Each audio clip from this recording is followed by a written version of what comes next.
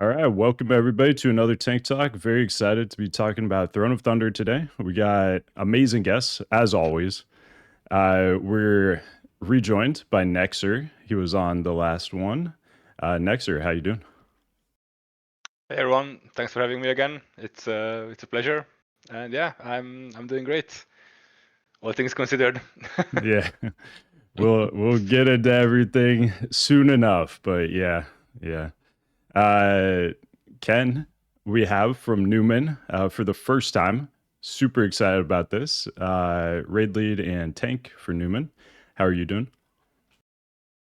Yo, hello. I'm doing pretty good. I mean, pretty hungover. Excited to be here, of course, and should be a good talk. There's a lot of fun stuff to talk about. Even with the bugs and everything, this should be a really good raid to play. Absolutely. And up in this top right corner on my screen, I'm not sure where he is on your screen, but this is the person on the show that I've had the most requests for body pillow merch for, Riani. How are you doing? Understandable. I'm doing good. Coming to you live from the northern island of Kauai here in Hawaii. And it's a beautiful morning. Got a little bit of clouds going, but the sun is about to hit my face any minute now. And if I just tune out a little bit, sit back, and enjoy the last bit of sunlight that I have here before going back home to Sweden, where I can assure you there is no more sun, then you'll have to forgive me. But no, I'm doing good. I'm doing good. I had the raise while on vacation, and my brain has not been focusing on WoW as of late. But that will soon change after Christmas. Fair enough. Fair enough. I can see a palm tree and the reflection of your screen door there. Very Hawaii vibes. Palm trees. You have the ocean as well back there. But I was gonna turn my camera, but that did not do well with the lighting, so you'll have to just do with the reflection. Hey, fair enough. No, we need those Hawaii vibes for sure. All right. So we're just gonna go around. We all participated in the race for Throne of Thunder. Newman ended up winning that, and Progress came in second. There is some extra stuff in there that we will unpack as we go. And we'll just kind of go over each of our experiences in there. So we'll have Ken, if you want to just talk about your race experience for TOT as a whole to get us started. I don't know. This has been for me one of the weirdest races to play because, like, obviously we have people looking at progress during the race, and they will like feed us information, like on how we should play rest. If we're ahead, we can play a bit safer. If we're behind, we can like do the more big pulls into bosses, shit like this, get like the vengeance rolling to save time. And we get to the Durumu, and we know we're like only slightly ahead. And I mean, then the Durumu happens, and then it's just another split after that. We know that too far behind. Even we wipe on Animus, it didn't change anything. We didn't do any like crazy tech on the last tree. We barely played ads on Lei Shen, and it's like the race was gonna be really fucking good, I think. And then yeah, the Durumu happened. Up to the Durumu though, it's been one of the most fun things I played for sure. Yeah. Was there anything that surprised you as you went through? I mean, I can, think of at least one thing with Durumu, but anything else? It's just always the same thing. It's like we play so much PTR with the 150 to 160 ping, and then you get to live and you just gain 20 seconds in each boss for nothing. Yeah. So like that's always surprising how much easier I guess you could say the raid actually is when it goes live. Yeah, and this one probably even more so than other ones because you had the whole add-on issue for part of the PTR where, like you were, at least for me, like my game was freezing randomly, frame drops, having to turn off certain add-ons that I'd normally use, stuff like that. So I think the difference between PTR and, live this time was probably even bigger than ever. Yeah, it was for sure. Lei Shen is like the biggest example how carry we are with the WeakAuras with the spell reflect, and then whereas WeakAura doesn't work on 12% and suddenly does 25 ads in the raid. Oh, yeah. That's a fun one. Yeah. Been there. Riani, how did race go for you? I don't want to characterize it as a race for us. I want to characterize it as a day one to clear. Sure, understand that. Yeah, we had a bit of a weird prep cycle for this raid, where we were not able to get as many hours as I think most guilds in the top 10 at least did on the PTR. And then it was kind of plagued with, we only have so much time, so we're focusing on these bosses until the other ones are fixed. Well, they never did get fixed. So in hindsight, we majorly fucked up with not spending more time on Lei Shen, because we only spent about I wouldn't say about an evening's worth of on Lei Shen, and we didn't even kill it on the PTR, right? So we went into this race, I don't think personally expecting much, and I think it turned out a little bit worse than I maybe thought it would. But that's also with things in mind that, it's past midnight. We ended up staying up way too long just to finish up the race, and of course, I did it all from Arizona, my mother-in-law's office with pretty poor internet, and dealing with the ping and stuff like that, having 150 ping. Obviously, I've done that on the PTR. That's no problem. But the internet situation ended up being the worst part, because I had just major delays in my rotation. I would just sit there for seconds without my spells going off, and people are probably looking at UI and wondering like, what the hell is, things aren't tracking properly. And it's like, no, it's just me not pressing my abilities because of internet issues. But from that, I'm happy that people were able to stick around for as long as they did, and that we did end up finishing the raid in our first go. But we did not get the placement that we wanted, that's for sure. Gotcha. Yeah, with the 1 second GCD too, and this expansion for most tanks, like you feel that extra ping like so much more, since you're wanting to press buttons more consistently even.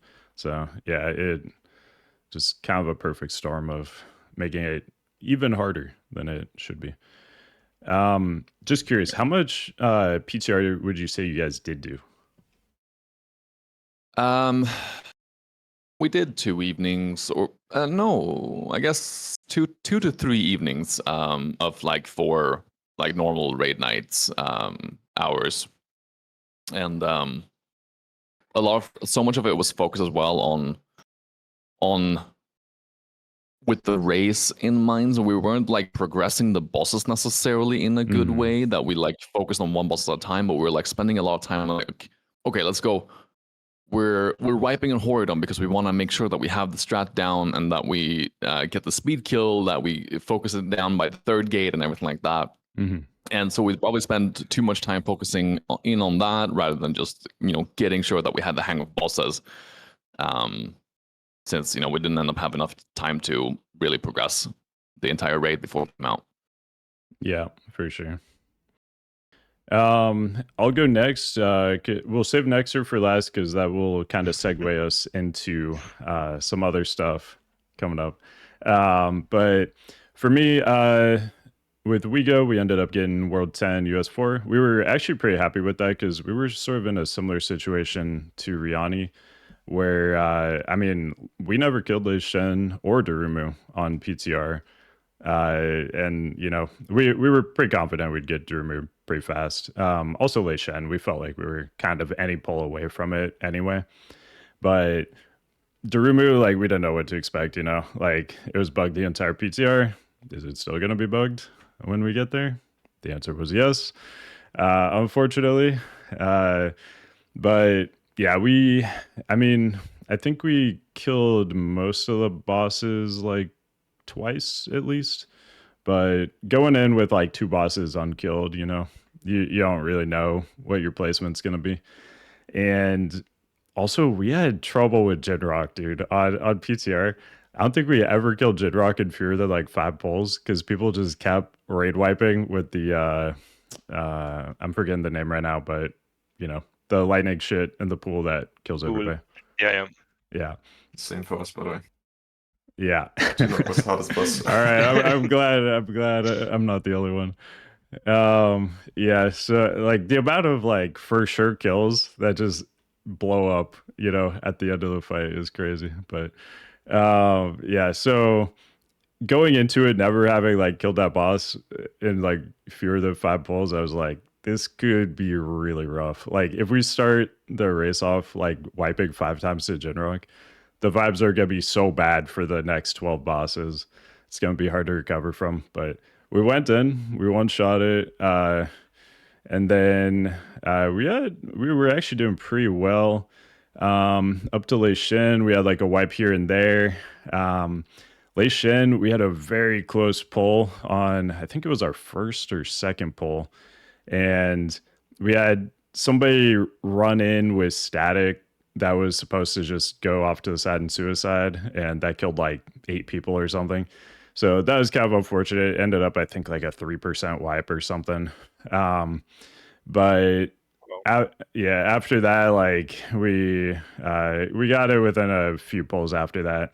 But then we struggled hard on Horridon. People's, I guess, WeakAuras weren't working or something. Like people weren't going to the right spots, and we wiped like 10 times on Horridon. But we actually did all right, I thought. I was happy we got at least US 10 or World 10 rather, and we had an opportunity to actually place a lot higher if we had played Lei Shen and Horridon a lot cleaner. But overall, pretty happy with how we did. I thought we did well on trash skips, and watching Newman in progress, it seemed like for the most part you guys definitely did some stuff we didn't do, but I think a lot of what we did was pretty similar to you guys. Although you guys did pull way more trash into bosses. That wasn't something we really had like time to practice, so we were just kind of playing bosses super safe, going in with like the trash already cleared on some of them. And but yeah, we'll get into that later too. Some of the vengeance cheese you can do, just bringing stuff into bosses. But Nexxer, let's talk about it. How'd the race go? Yeah, let's address the elephant in the room. Well, I mean, to be fair, up until Durumu, I had a pretty good time. I think it's a really fun raid, personally. But yeah, I mean, when we got to Durumu and the first wipe happened, I can't even remember which bug it exactly was. It might have been we uncovered one of the yellow or blue ones accidentally or something like that, and the entire raid got one shot. And then at that point, I think the vibes were still pretty good. Like we didn't lose focus, we didn't give up. Like we also got the call that Newman also vibed, so we're like, okay, like we're still in the game basically. Like this is fine. And then 3 more vibes happened after that. And then well, I mean, we were still pretty logged in, I would say. The vibes were still pretty good. Like we never gave up. We knew that Newman were advancing. We knew that they killed. But I mean, at that point, what can we really do, right? We just had to pull and pull and pull, and hopefully it works out. It just sucks that on many attempts we got the bug on the second light spectrum, so we wasted all that much extra time on just hitting a pointless boss. So I think we ended up wasting around 15 minutes or something, 14 minutes maybe on Durumu. And then, I mean, at that point we were like pretty sure that yeah, okay, like this is over. But whatever. Let's just keep going. Let's see what happens. We also got the call that you guys vibed on Dark Animus. I think we might still have been on Durumu at that point, so it didn't really matter. Yeah, we knew you were super far behind us, so like I said, Yeah. we didn't even bother us. We just pulled again. It was so weird. And then, yeah, I mean, all things considered, I think we caught up pretty decently. We had I think we had a really clean race, actually.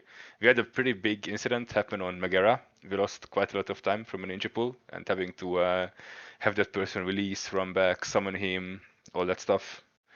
That didn't help, but like I feel like our Primordius and beyond segments were really clean, actually. Like everyone played really well.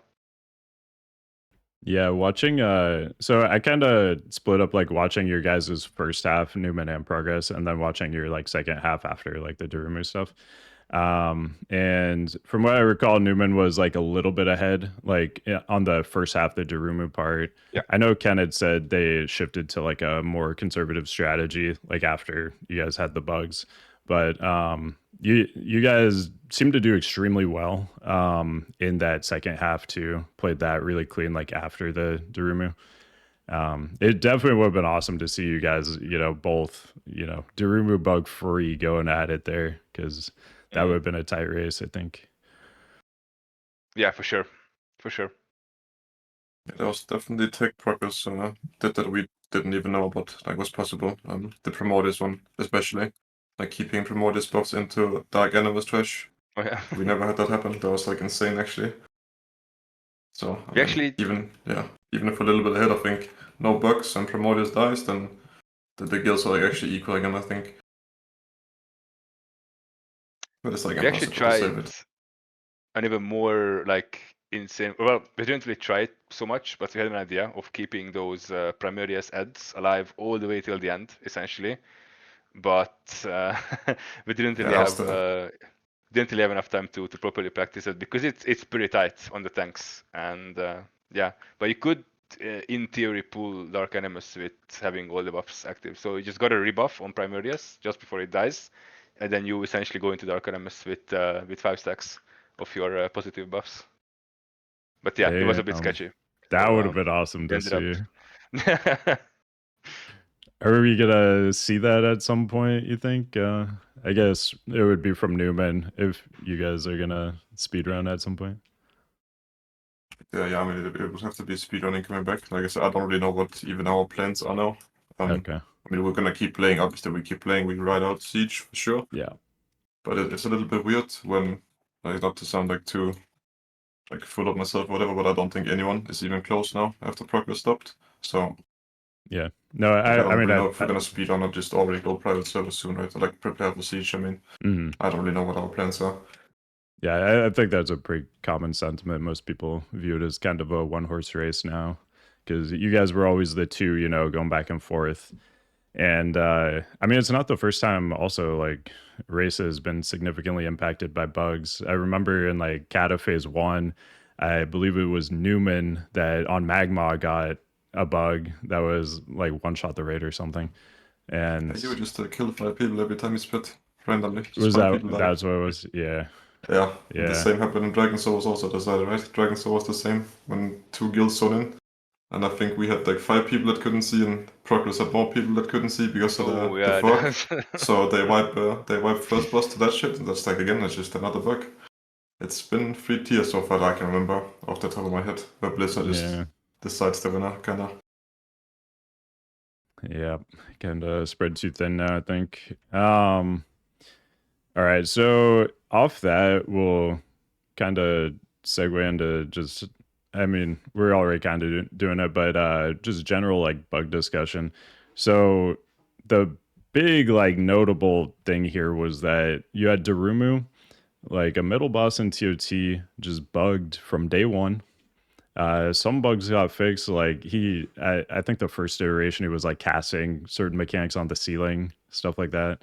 But like a couple things got fixed, but a lot of bugs remained throughout all of PTR. Obviously, widely known by Blizzard. At one point, they even made it so you just one-shot Durumu because the fight was so bugged. They made it so you pull heroic Durumu, and the first hit you do to him just kills him, so that people could like move through the raid. Then they added teleports to the PTR, so you could just teleport to any boss you wanted. And the boss remained bugged the whole time. Lei Shen had a lot of bugs most of the PTR. And it just kind of sucks to see, like a boss being bugged for an entire month on PTR and then launching bug too. And then the amount of time that goes into prepping for this race for you guys. I mean, even for a guild like mine, like we put a lot of time into it. And it just sucks to see, like at the highest level, things kind of being decided or being heavily influenced by these kinds of bugs. And I think Blizzard just doesn't have the time. Like, I think they're just spread too thin. Like, we've seen a lot of good changes, I think. I mean, they've made all sorts of changes over this expansion and in other versions of WoW recently too, like Titan WoW. They're doing like balancing changes, which for the most part I've liked. Some of them not as much, but and then like making things more alt friendly, stuff like that. Like I think they're making a good amount of like good changes in general. But then when it comes to like bug fixes, they just seem to not have the manpower for it, and they're just spread too thin amongst all these different versions of WoW. Because we got like what 5 or 6 different versions of WoW going right now, and they just need a bigger team, I think. I think so too, and I think as much as there were winners and losers normally in a race, and not to take away from Newman's win, of course, but I think in this time around there were only losers. I think the classic community the most, but and Blizzard lost a lot too, because I don't know, this was a travesty, and I think it's going to be pretty hard to come back from and restore confidence in this version of the game, and I'm pretty worried looking ahead at what's to come. Yeah. I mean, that's one of the main reasons why we decided to call it quits with progress, because I mean, at the end of the day, the amount of hours and effort and time and everything that goes into it, and the result is this. It's just not, like, you realize it's just not worth your time. It's just not worth your effort, right? Like we put in collectively well above hundreds and hundreds of hours, and so does Newman, and I'm sure so does like many other guilds. Maybe not to the same extent, but definitely close enough. And I mean, it's very clear that Blizzard just doesn't care about the racing part of this game. Like the competitive part is just not their top priority, sadly. Yeah, I mean, it goes even beyond just like the competitive part. Is like when you release a raid, it shouldn't be bugged, right? Like, I think it's Oh yeah, I mean, it's yeah, somewhat this acceptable for I like mean, certain bugs to exist, like very minor bugs. I mean, um, there's been a few that are just like kind of goofy and like don't like instantly wipe you over the years, But like a bug where a boss you literally becomes unkillable if the bug happens, and the bug happens like semi frequently, maybe even just frequently. Like I think that's just unacceptable for it to release in that state, especially after so much it's PTR. absolutely insane. Like, yeah. It's also not just only Durumu, right? Like this is just the one people speak about because that's the one they know the most. But like Lei Shen still has a massively game-breaking bug that people don't really talk or even know about, probably with the static shocks. Like the boss cannot cast anything if the static shock is out, right? That's like the band-aid fixed or the intermission or whatever. Which like in the last phase now, because of that, you can do ball lightnings before thunderstruck. And this should never be the case as far as I'm aware. Oh yeah. So Yeah, because of the like the band-aid fix, they just completely bricked the last phase. Like full coin flip if you get the good or the bad over that. Speaking of which, on Lei Shen, did you guys ever come across the bug in phase 1 and to the same degree in phase 2 where you connect the boss to a pillar, right? And then you disconnect him.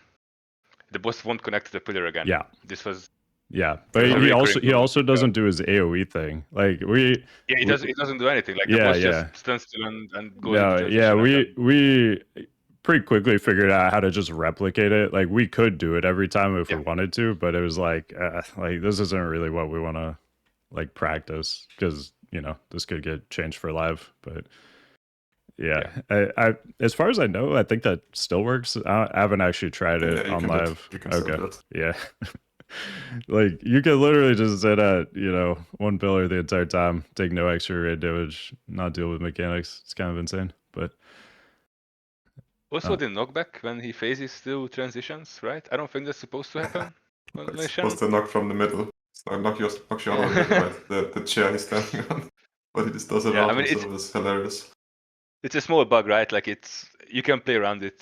It doesn't matter in the grand scheme of things, but it's just funny that it's like it should be a really easy fix. It was reported like day one even almost, and then it just still goes live. Like, I'm pretty sure to this day it's still bugged. So Yeah, it still happens. Did last bit for us at least. yeah. Yeah. Yeah, pretty crazy. I feel like there's been other bugs too. Like Ji'kun, he had some bugs with like feed young for a while, right? Oh yeah. Yeah. Yeah, it's been a rough one. Do we think Durumu ever gets fixed? I almost think it doesn't, just because It's still bugged. I don't even know. Yeah, It like works for us every time. I mean, we're week 2 right now, and if you look at the Warcraft log stats too, I believe on 10 man he's the highest kill rate boss. So like the highest percentage of pulls ending in a kill. I believe he's the highest kill rate boss right now. And then on 25 man, he's like maybe 4th highest kill rate boss. So I kind of think Blizzard honestly is just going to be like, okay, this is one of the easiest bosses in the raid. We're not too worried if, 50% of pulls end a wipe just because you can't do anything because he's easy enough. Like, I think that's actually a legitimate thing that may happen. And this might just be what we have the rest of But Twins is the same, right? I don't think they're gonna do anything. Like Twins is also still bugged. They have not even said anything or done anything about that one. Like the Sun Pillar spawns only in the main tank, right? That's not supposed to happen. Oh yeah. I actually don't know. Sorry, what is supposed to happen there? It should target a random player in the raid. It forces the raid to spread out in the Sun phase, right? So you can just stack. Okay. Gotcha. But yeah, it's like an 8-yard nuke. If you go on a random target, it just always goes on Swen's threat. Okay. It's good for tank business, though. Yeah, definitely.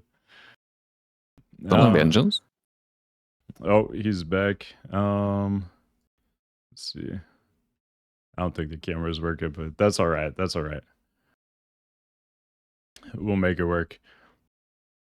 So for me, all these bugs is kind of soft confirmation for me that like WAD just isn't happening, because it seems like they've kind of reached this ceiling on what they can bug fix. Like apparently the complexity of the raids is like too high now that their small team can't really handle it, and obviously the raids just get more and more complicated. And WAD, to me, like the state of Throne right now just shows WAD is definitely not happening.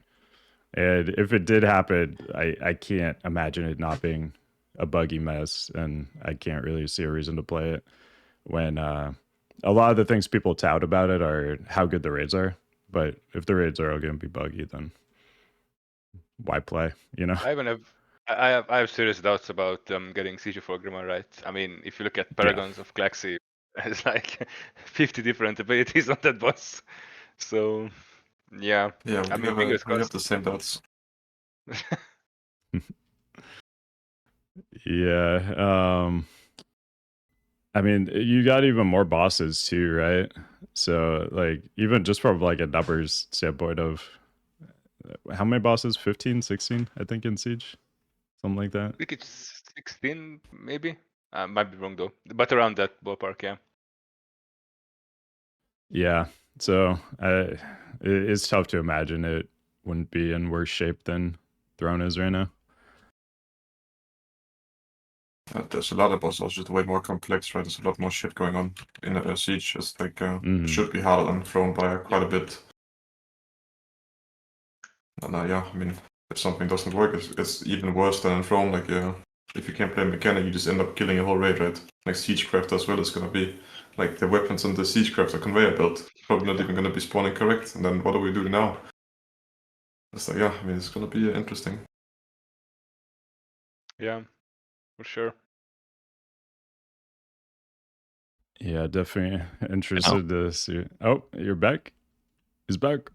Yeah, I'm back, and I think I'm just gonna leave my Yeah. Don't worry about the camera. It looks like it's not working out. As much as I want to see you in Hawaii, Riani, it's just not meant to be. I know. So while you were kind of dealing with the technical difficulties, we were just talking about the bugs, kind of what that means for WAD, potential WAD, but also just even Siege of Orgrimmar. That's, some number of months away still. Any thoughts on that? Yeah. I mean, I think once the developers are working on the bugs, they are getting resolved pretty quickly. Like they know what they're doing. They're just not getting enough time. And the timeline that we got now for TOT was just terrible, abysmal, and worst possible launch moment it could possibly have as well. And I have a little bit of faith that perhaps there'll be more time between the launch of the first PTR and launch of the raid. Of course I don't have any confidence that it will be launched in a perfect state. I don't think there's been any raid so far that has been launched in a perfect state. I think ever, but that's fine. That's to be expected. It just can't be this mess that it was right now. But yeah, we'll see. I also don't have a lot of faith in the bugs that are currently present being fixed. I don't think we'll see a lot of the strange overlaps on Lei Shen be fixed. I don't think we'll see, like Ken brought up, with the Sunbeam on Twins be fixed. There are plethora of other things. I expect we might see some work done on Durumu. Obviously, because it can't be that state the entire for however many months we have now. But but yeah. Okay, yeah. You're a bit too optimistic, I think, with that one. I tend to be a glass half full kind of guy, and it does hurt me a little bit to be so negative right now as regard to the state of the game. But I guess I'm still a little bit too optimistic, huh? I think maybe, I don't know. That is a good point you brought up though, like the PTR length and everything. So we actually got this raid. I think if you line up the Kata timeline with raid release and final release and mop terrace, I think we got like thrown like a month earlier on that timeline. I mean, they obviously wanted to push it before holidays, which I feel like if they just after holidays was the right time to push it, but they really wanted it out before holidays.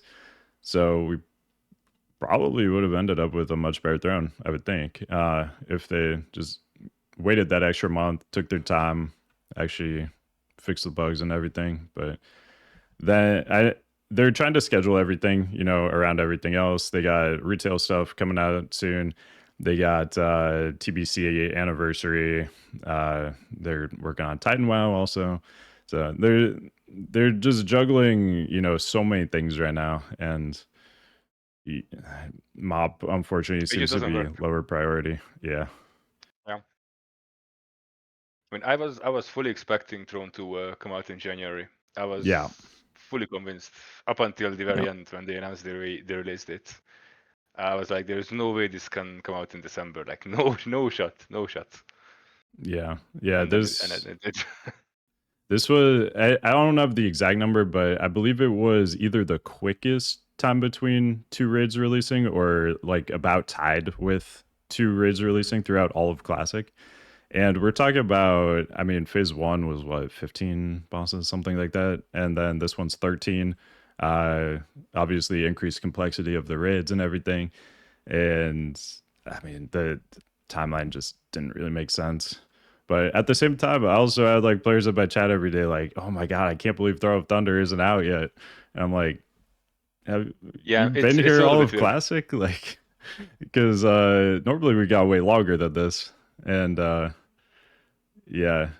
mean, there's, I think, a reason we normally wait longer. So some things can get fixed, but I think a lot of people are also basing it off of Mogushan release or the expansion release itself. Yeah. Which is also fair enough. I feel like if you just look at tier 14 as a whole and like phase 1 and phase 2, it's been quite a while. Like we're almost talking half a year, almost. I think it's like 5 months and a little bit, which is a pretty reasonable time for a phase. I feel like maybe it's Yeah. a bit too much even. That would be like a pretty normal amount of time. But with the staggered release, I mean, it pushed, you know, the phase 1 content like an extra month back. With Terrace coming out like early September. But yeah, it I don't know, just kind of a weird one. And honestly, maybe the staggered release was kind of a sign that you know, they were kind of struggling on manpower and everything to get stuff fixed in time. Maybe actually, I'm not too sure. I feel like they wanted to replicate how it released back in like the original version, which is quite odd because we've never had that happen. Like if I remember correctly, Sunwell, like the bosses in Sunwell were also staggered. ICC had the same thing.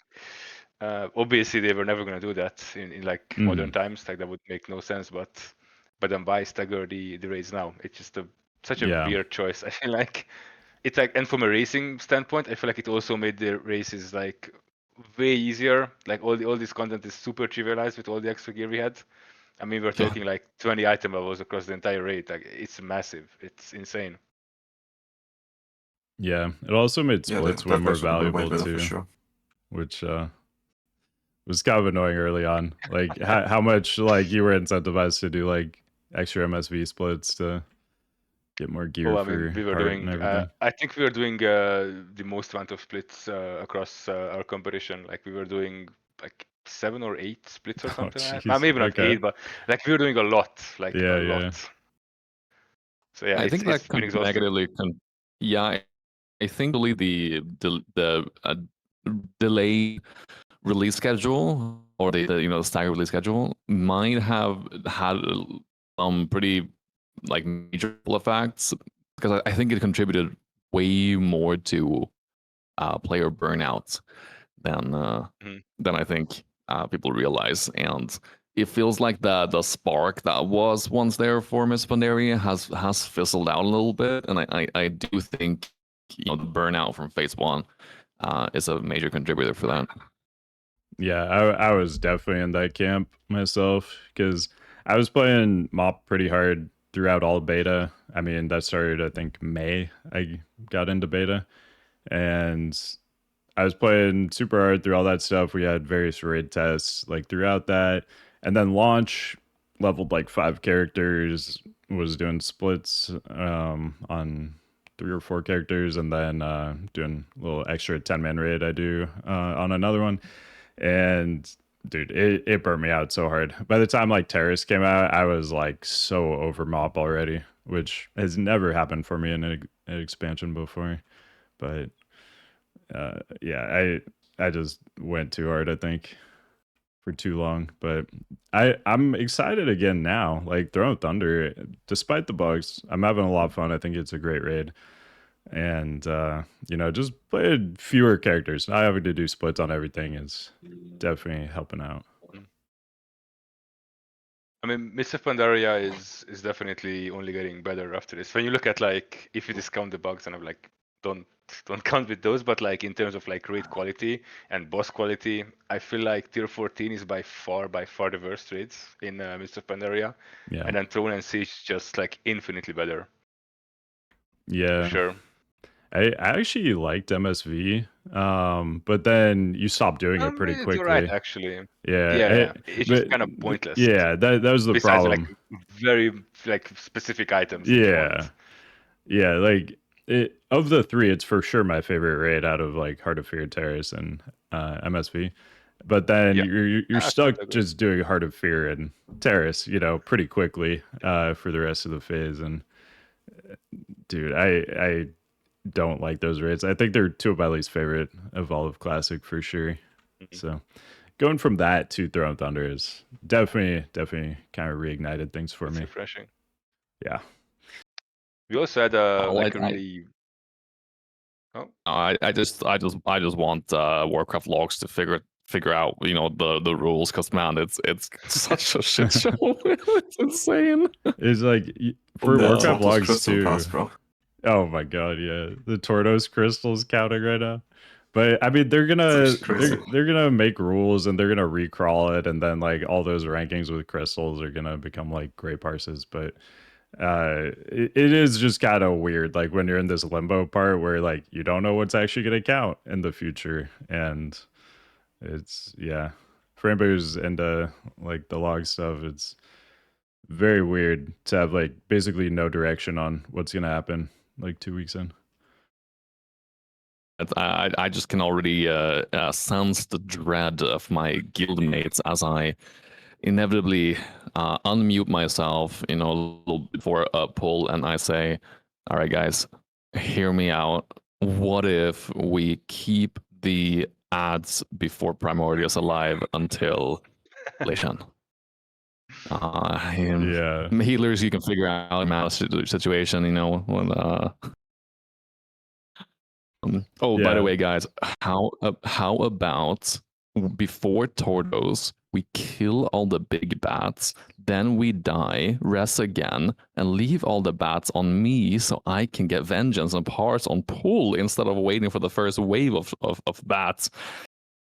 Oh, and then what about if we AFK on Horridon so I can funnel boss damage and I don't know, man. It's gonna be a shit show. What if they just remove all take parses from All Star? That's their fix. They're just like tanks don't count anymore. Oh man, I just guess I gotta be one then. All right. I think we pretty well covered like the bugs and stuff.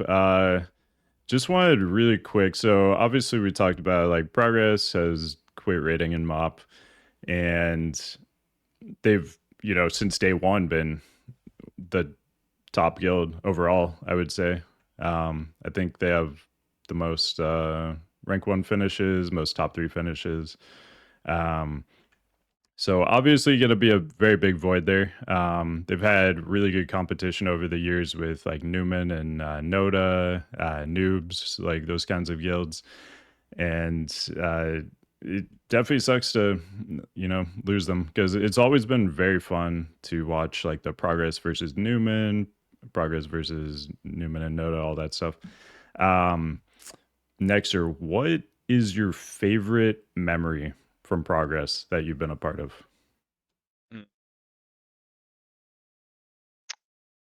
I feel like it definitely has to be the ICC World First. It's up there. It's like everything leading up to that point with the whole PTR cycle. I had also some like personal issues. I was like in between moving. Basically, I was waiting from a different country for the most part for the whole PTR, and then for the race as well. That's like the only reason why I couldn't stream the. I usually stream every races, and I couldn't stream the ICC race because I was on my colleague's 4G internet, which was really bad. But that's the only thing that we could get. So I was racing from there, and I couldn't stream. But yeah, that race was definitely like the peak moment for me in Progress. Had a lot of fun. Like VRAF generally, I feel like all the speedruns, all the racing was really memorable. But yeah, ICC has to be the number one spot for sure. Yeah, definitely super memorable, even as just somebody who was watching that. And like I talked to Creddy back in the day. We talked a little bit before the podcast about that. And man, just like that run was so impressive. And I mean, even just killing Lich King in one pull, her Lich King is like the tuning is so tight. And then you lose the hunter partway through off the edge, and like the DPS race that already is super tight, it becomes even more tight. And that's definitely an all-timer, I think, for sure. Yeah, I mean, it's a bit of a weird one, but might sound like a meme, but the Mogushan race is also up there for me personally.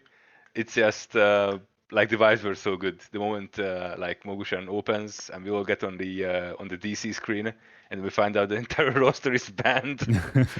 It was Yeah. I mean, we had a pretty good laugh. That feels like a lifetime ago at this point, because I mean, it was really one does. phase ago, but it was 3 raids ago. But yeah, honestly, I'd even forgotten about that already. But yeah, that was that wild times, wild times. Ken, do you have any like memories like that come to mind like racing against Progress? Any race that was like super tight that sticks out to you? That has to be also that it's either ICC speedrunning or Firelands speedrunning, I think. Like the guilds were in both Firelands and ICC during at least the speedrun part. We didn't really do good in the progression part, so it is what it is sometimes. But like those speedruns were super tight, and it actually came down to everyone playing perfect towards the end in both ICC and Firelands, I think. And then I don't know, like it just feels like the further we get into like now MOP and like the end of Kata, it just gets like you need to put in more and more hours now to compete is the problem, I think. It's like you guys were speaking about the first free race release cycle, and I could feel it in my guild too, right? Like people actually burning out. Like it is it felt like more like a relief that Tortos was like over than it would even feel to like do good in the race. I don't know how to really explain it. I was kind of waiting for this shit to be over at that point. Firelands and ICC never really felt like that to us. Just everyone always hyped to play. So yeah, I mean, Firelands, ICC was for sure like my biggest memories with the progress. Yeah, they definitely fun to watch. Seeing like all the tech you guys came up with over the years, you know, to get a little 30 seconds here, a minute there over each other, and very cool to watch. And all that stuff trickled down too. Because like in ICC, I was still in like a dad guild at the time, and it was interesting because like every week, you know, a new, you know, Progress or Noda or Newman speedrun comes out. There's some new tech in it, and then even the dad guilds are like watching those videos. They're like, okay, now we gotta, you know, do this thing, and it's like it was very That's very fun. cool, honestly. Yeah, but yeah, definitely farewell to Progress. It's been an awesome run watching you guys, seeing everything you've come up with, and yeah, Mob's definitely not gonna be the same without you guys. Indeed. It hurts. It hurts. Having to is a big word, but it almost feels like it at some point. Like, yeah, most of the roster is really demotivated. Like even after the race or even like mid race, I think some people already lost focus and hope. Not necessarily losing hope for winning, but just losing hope in the entire expansion almost, like in the whole situation. Yeah, it just doesn't feel right to put a lot of effort like and time and everything into something, and then you get nothing in return. And honestly, like even if we had won the race, it went the other way around. Like you would have wiped 4 times instead of Durumu, it would still have felt like the same thing. Like it would not have been a good victory, or it would not have been a good race for that matter. So yeah, it just kind of taints like the whole image of it. I mean, I can also be honest. Like we log into the last PTR wave on the weekday. We pulled the rumor. It's instantly fucked. We TP Lei Shen, still fucked. And then then I get whispered from some friends in Progress, and like, yeah, maybe it's time to just do another game, bro. And yeah, then they extend the PTR, like the vibes in Newman as well. But when we got the extend PTR information, Oh yeah, like from I the, mean, we just like, all right. I mean, with like 5 people molding out, like it just, I don't know, the vibes are not good. Then we forced ourselves, like we took a day off, like a weekday. We started 10 a.m. And we'd actually sit there and bang our head into Lei Shen bugged for 12 hours, where he's like double leveling up the pylons. We do kill him with the double energy thing on the pylons. And then like 2 hours later, like, yeah, we found the fix, we can do that now, so alright. That was 10 hours gone. Can reprogression the next bug, and it's like, I mean, bro. Holy fuck, that was rough on the mental for sure. Yeah, it was not So, good. yeah. Even if we lost that race, I would for not us. be surprised if we also stepped. Like even, yeah, I don't know. Mm-hmm. It's just really weird, because I feel like winning, even if it, like the way we won, it meant a lot to keep going, I think, because I could see a lot more people quit, which like would force us to stop kinda if we didn't win a race. I would not be surprised at least. Mm-hmm. Yeah, and So what is that? yeah, go ahead.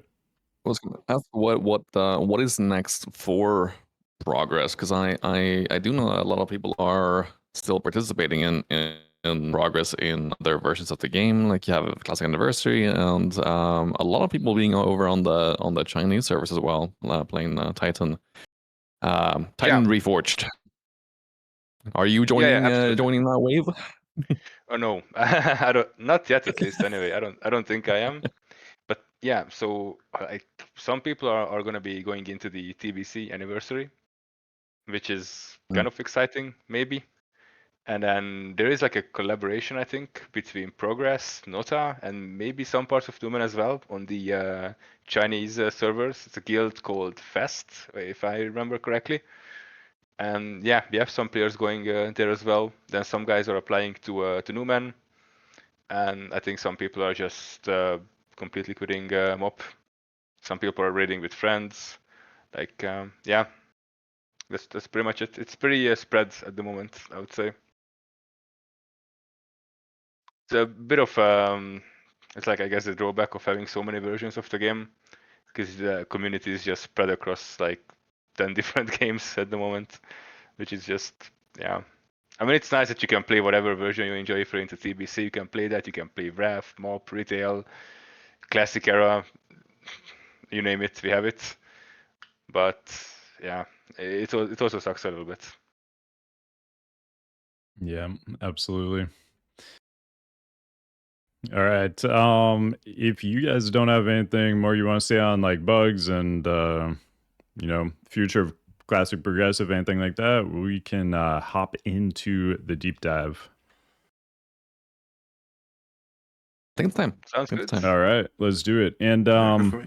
I'm gonna, just by default, I'm gonna have the Numen run on the screen. But Nexxer, if there's like some tech you want to like call out specifically, just let me know. I'll swap over to the Progress one, and we can look at that. Got that one ready to go as well. All right, sounds good. So, I mean, first off, just the amount of trash at this raid is insane. So anything you can do to skip trash saves you a ton of time over the long run. And rogues are the MVPs here. Shroud has never been better than this raid, I think. Just so many different skips you can do. Like at the beginning, you just skip all this trash before Jin'rokh. You just shroud through it.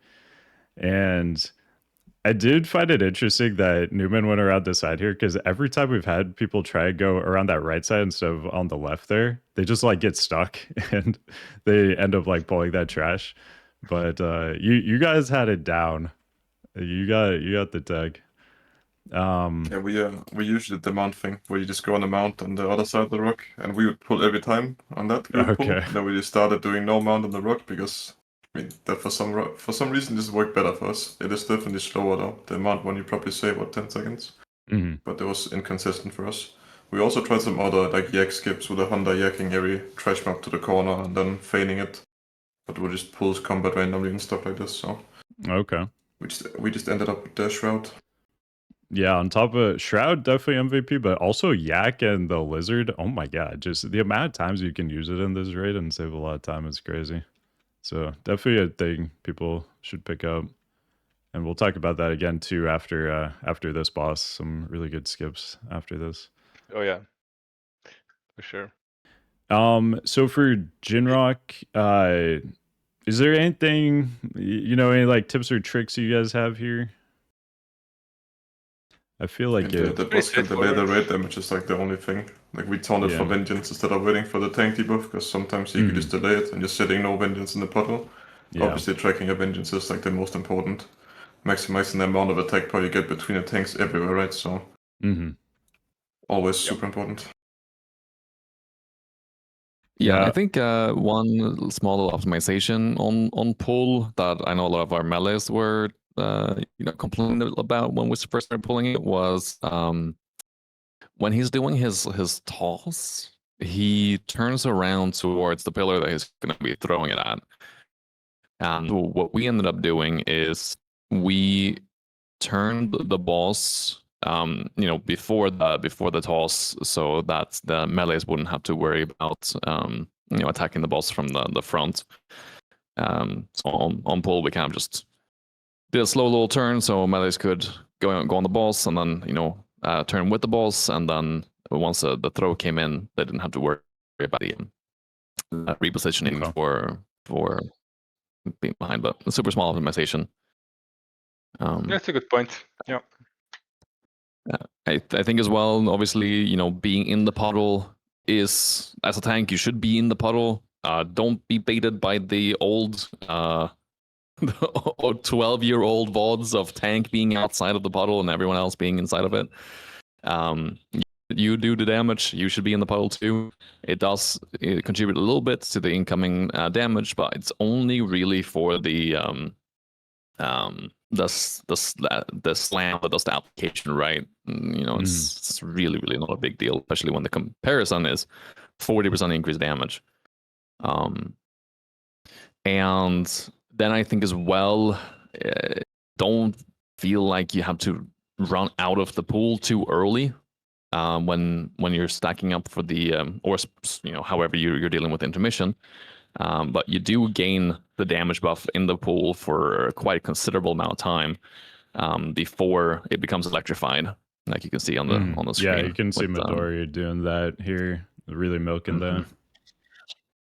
Yeah, if you want to be if you really want to min-max it, you can keep standing in it, right? Also for the tick, and if you take the balls that he shoots out in the storm while he's standing in the puddle, we reached. I think our cap was like upwards of 400,000 vengeance from these soaking balls in the puddle. Damn, it's quite nuts. Like, it goes completely crazy if you get ball overlap here. Yeah, isn't it worth chasing those balls? But you need to have pretty big externals because they do a lot of damage as well. So it is everything. We send everything, the Pierce and the Lich, so I'm pretty sure we used on this, because the boss doesn't do anything. If you're tanking without static wound, the boss is like, he does less damage than the fucking Tortos Trash, to be honest. Yeah, for sure. Yeah, and things like brew, I mean, do you even have diffuse magic? Makes soaking all that stuff real simple. Yeah. All right, and also shout out to the brew taunt. The brew taunt's like very good in this raid, I think, because of how much boss movement there is on a lot of stuff, and it makes bosses move 50% quicker. It just gets stuff into position so nice, like things like Lei Shen, moving between conduits, stuff like that. I found it pretty nice. It's like, yeah, this might be a little bit backwards here since we already started with Jin'rokh, but I almost think talking about the tank choices before we go into like all these bosses might be a good idea, because I am very curious about the progress tank picks. Not so much the prop alley. The prop alley I understand, but the unnamed terror, the hidden sleeper that has awakened from hibernation. I really, really want to understand what went into that pick. yeah. Let's just talk tank comp really quick, and then we'll go back to each trash and boss here. So yeah, Nexxer, the Guardian Druid. So and also multiple people play Guardian Druid. Oh yeah, well, I'll get into that later. That's a bit of a weird one. But for the Guardian Druid, I mean, so first of all, we experimented with Monk a little bit, Guardian, Prot Warrior, and Prot Pally. We never really tried Blood Decay. It's kind of dead as far as I'm concerned currently. Yeah, it's not really a class anymore. Yeah. But the main reason is, so we had the Ironcon segment, then we also were doing funneling on Twins and on Lei Shen and on Primordius as well. Arguably it doesn't matter too much on Primordius, but the issue with all the tanks is that you have passive cleave no matter what you do, right? Like as Warrior, you have Revenge, you're just going to kill the mobs. As Monk, you have obviously Rushing Jadewind, or you have Swen, which still does a pretty considerable amount of cleave as well. And then, well, Guardian, you can argue that it has Swipe and Trash, but not using Trash, and especially not using Swipe, is not a super big DPS loss on a single target. whereas other classes cannot really do that. And the issue with Prot Paladin is you don't really have a ton of AoE damage, and by that you don't really have a ton of AoE threat. So if you were to play a monk on Ironcon, for example, he would either not have to press 2N almost ever, or like super late into the fight, or he would just throw like creep aggro from me, and then just that's like a big loss for the paladin, right? Like you want to have all the mobs on you, so you can spam your shield. So we decided that for this reason, Guardian is probably the best to keep every mob on the tank, on the paladin, sorry, because every other tank just either reaps aggro from the paladin or just flat out kills the mob. It's the same issue with we also tried Prot Warrior Guardian, but the issue is that the warrior just kills the mobs eventually. Even when I don't press Thunderclap, like ever, Revenge just slowly kills them off. Paladin can essentially do full single target. You just have to not use Consac, which is the smallest of DPS losses, essentially on single target. And if you spec it a single target shield, you're basically just hammering up the boss without doing any AoE.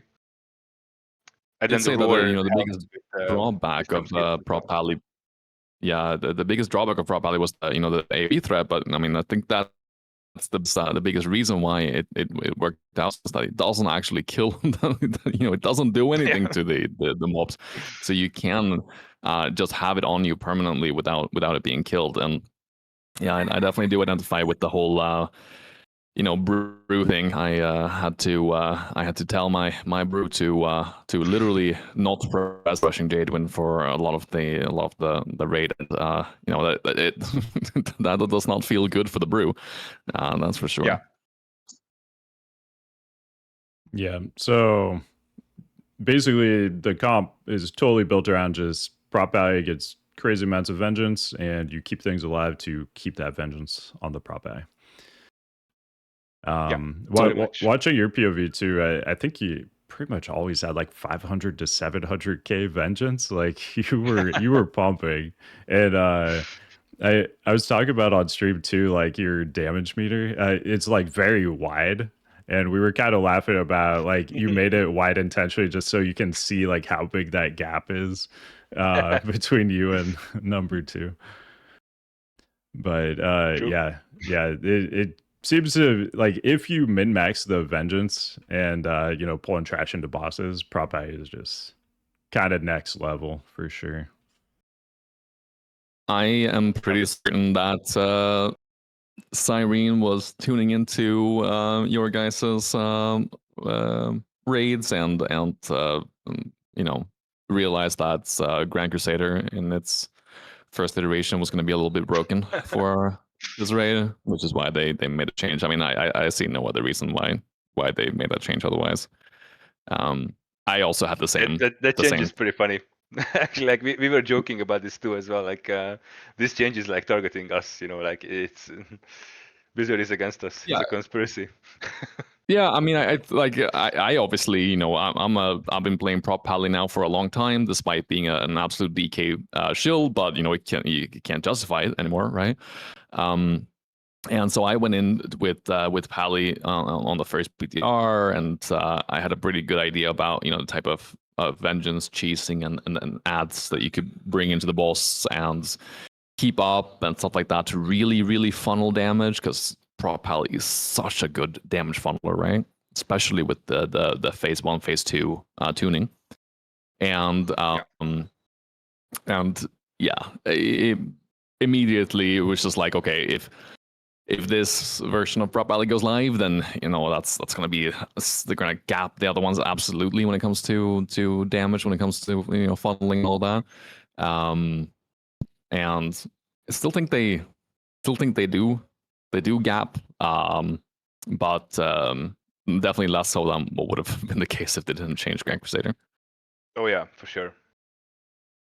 It's also just like the class design that you guys spoke about, right? Like it doesn't keep at all. So even if it does less damage, if you can keep your vengeance for 40 seconds longer, you're always gonna win.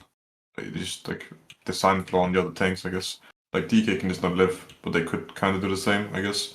Monk, like kick smash would actually just kill everything. It does way too much damage. Like on Iron Qon, you spoke about it. Like I couldn't even press my kick smash, but for phase 1 now. Yep. The other dogs would just die without strat. So I'm just sitting there jabbing the boss. And then I told this vengeance with Suan, like it's really bad. But yeah, when we just played Monk, because I'm more confident on Monk, and if I have to do any form of raid leading while tanking, then it just had to be Monk for me, because it's, yeah, I mean, Monk or DK, and DK was not an option, so.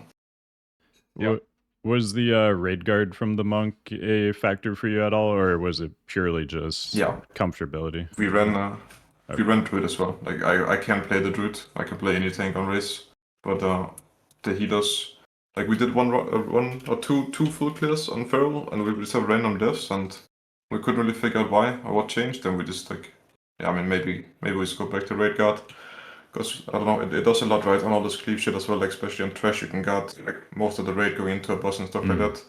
So it also just kills Trash, like no other tank can. Like if you have to play anything like the Tortos pull, for example, we did that on both Druid and Monk, and Monk just felt safer every time.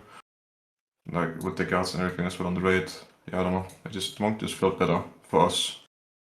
I still do think that Phil is probably the correct choice also for damage.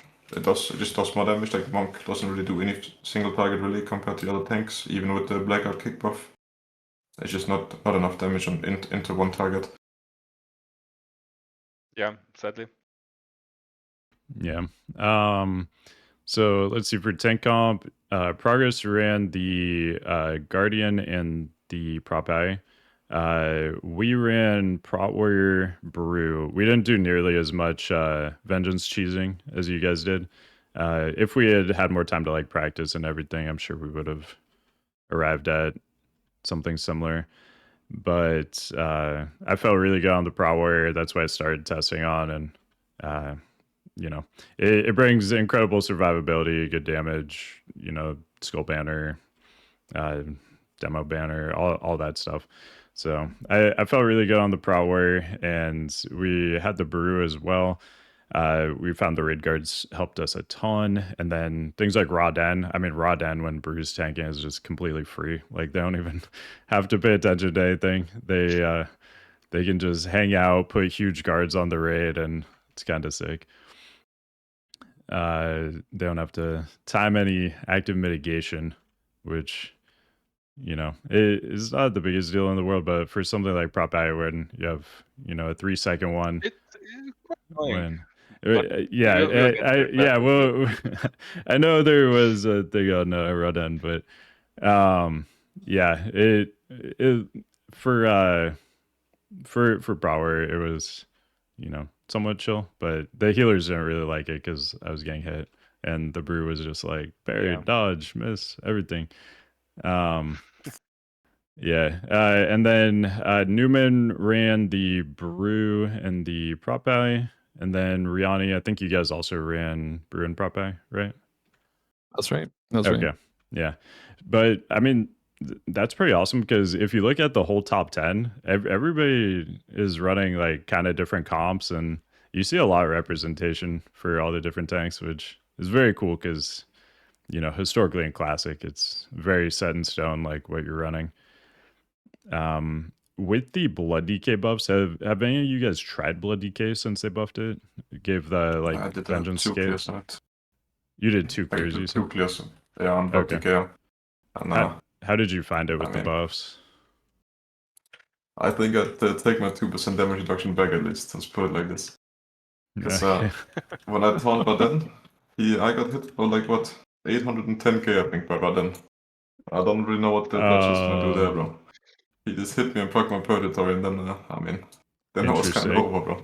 Okay. Last phase Lei Shen, I was like, Blood DK is by far my most preferred tank, is what I always played since I started in like original fucking Rev basically, but I could not lift the last phase of Lei Shen. It was super hard compared to like Monk. I don't do anything. I just put a Rushing Jade when then the orbs are just keeping me topped. And then on Blood DK, like turbo struggling because the bloodshed doesn't even help you, right? You're just getting set by the debuff and the winds, and you just can't, like, you fall behind. You just keep falling behind, and you have to, like, the cooldowns, you kind of need to use them to, like, I mean, just to really not get one shot. It only just makes you sustain yourself. Like, I've died through IBF twice, last phase Lei Shen, and it's, I don't know, it's just super hard compared to every other tank, I feel like, for no reason. Interesting. And that's with like the latest buffs too, right? Like I think it's 5% attack power scaling now on DS. Yeah, I don't really know the numbers, but Okay. it was like this was on live. The two players were on live, so it should be most recent. It's on live. Okay, yeah. Yeah. Damn. Bloody K Stonk's still down. Oh Stuff. man. I will say though, I think they have extremely high single target damage potential when there is not like a bunch of vengeance cheesing involved. So I do think once you get 4 sets, once you get 2 and 4 set, and now with the vengeance scaling on race that as well, that you could, like, if you're someone who cares about, logs and stuff like that, and you want to, see your name at the top of, the all tanks damage profile on the boss, I think Bloody Kid does have some really, really strong potential, but yeah, it does suffer so much defensively. And yeah, I haven't played it yet, but I will when I get back from vacation and see how we can make work of the DK. For sure. All right. You guys want to talk about anything else in terms of just kind of tank meta stuff? Otherwise, we can move on the boss deep dives. All right, all good. It sounds like. So let me just rewind a little bit, and obviously we can mention some of the tank advantages and stuff as we're going through this too. Oh yeah, I forgot Midori. I think Midori just gets summoned, right? I'm gonna switch over to progress POV so we can see this. Yeah, it's we summoned him those like because of the way we did Peter earlier. We didn't know about the Ji'kun snap. Like you can snap the whole way to the platform basically, or whatever. So we used our Prot pillar to skip the trash right, and he would rest from the nest like progress did. So he needs his, well, he used to need his invis trinket to drop combat somewhere, like get through the gauntlet or something. So we couldn't invis after the Horridon skip, or before the Horridon skip. Okay, let's see. Yeah, this Horridon Trash skip is probably my favorite thing in the raid because this trash sucks to fight. One quick thing before we dive into it. Mm-hmm. You know how you're not supposed to mount there, normally Sin, and you can't mount there. And when we first tried using Yaks on the PTR, we were still a bit like 50-50 if it's even like allowed or if it should work. So we reported it to Blizz, and the response we got was good catch. And then we were like, okay, so what does it mean? What does it mean? It's not supposed to work or what? So we went into the race by having like a backup plan in case it didn't work. So I think even in my VOD, you saw someone just using a yak as soon as we entered that whole section just to see if it works even. And yeah, we were gonna do a double shroud if it didn't. But yeah, we were very uncertain. Yeah. Okay.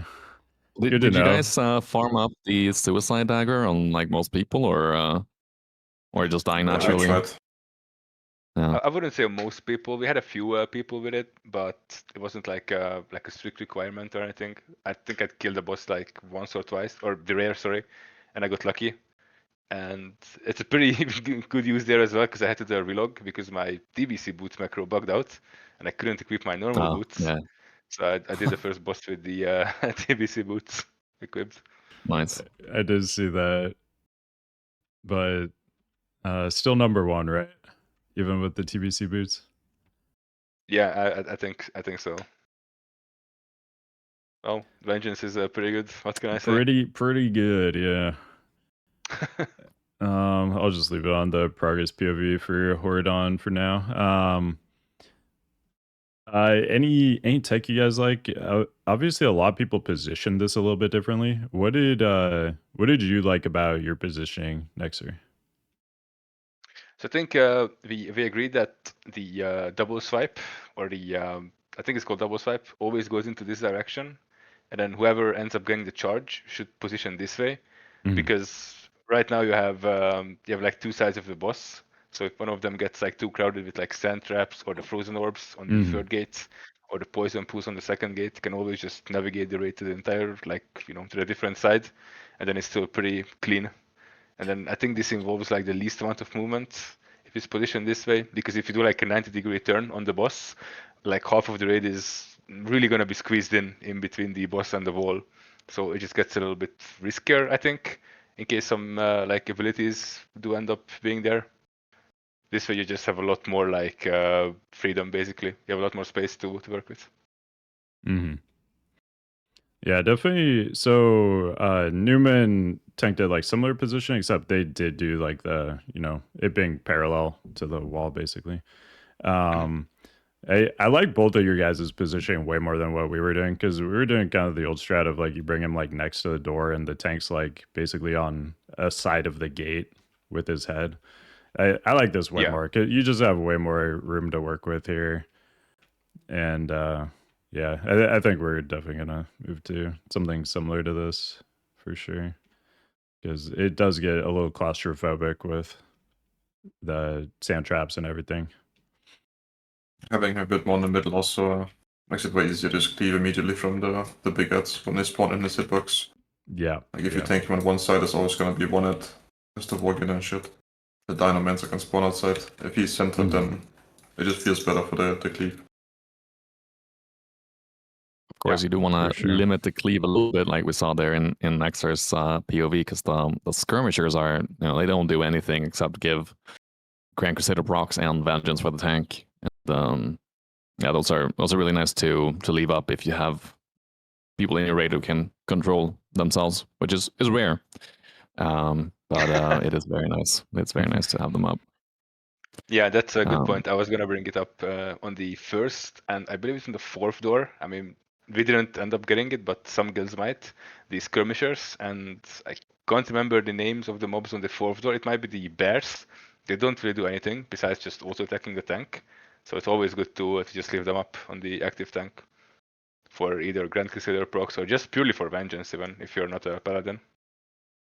Yeah, indeed. The boss also has the dire call, right? That not only does it do raid-wide damage, but it also increases the melee speed by 100% for the adds, and just this just means more damage, which is great. We love that. Speaking of vengeance, as we've probably seen a few times as well, is the good old standing in the frontal, the double swipe for vengeance, and standing in sound traps as well for vengeance. So I think I saw a little bit of that, but not too terribly much.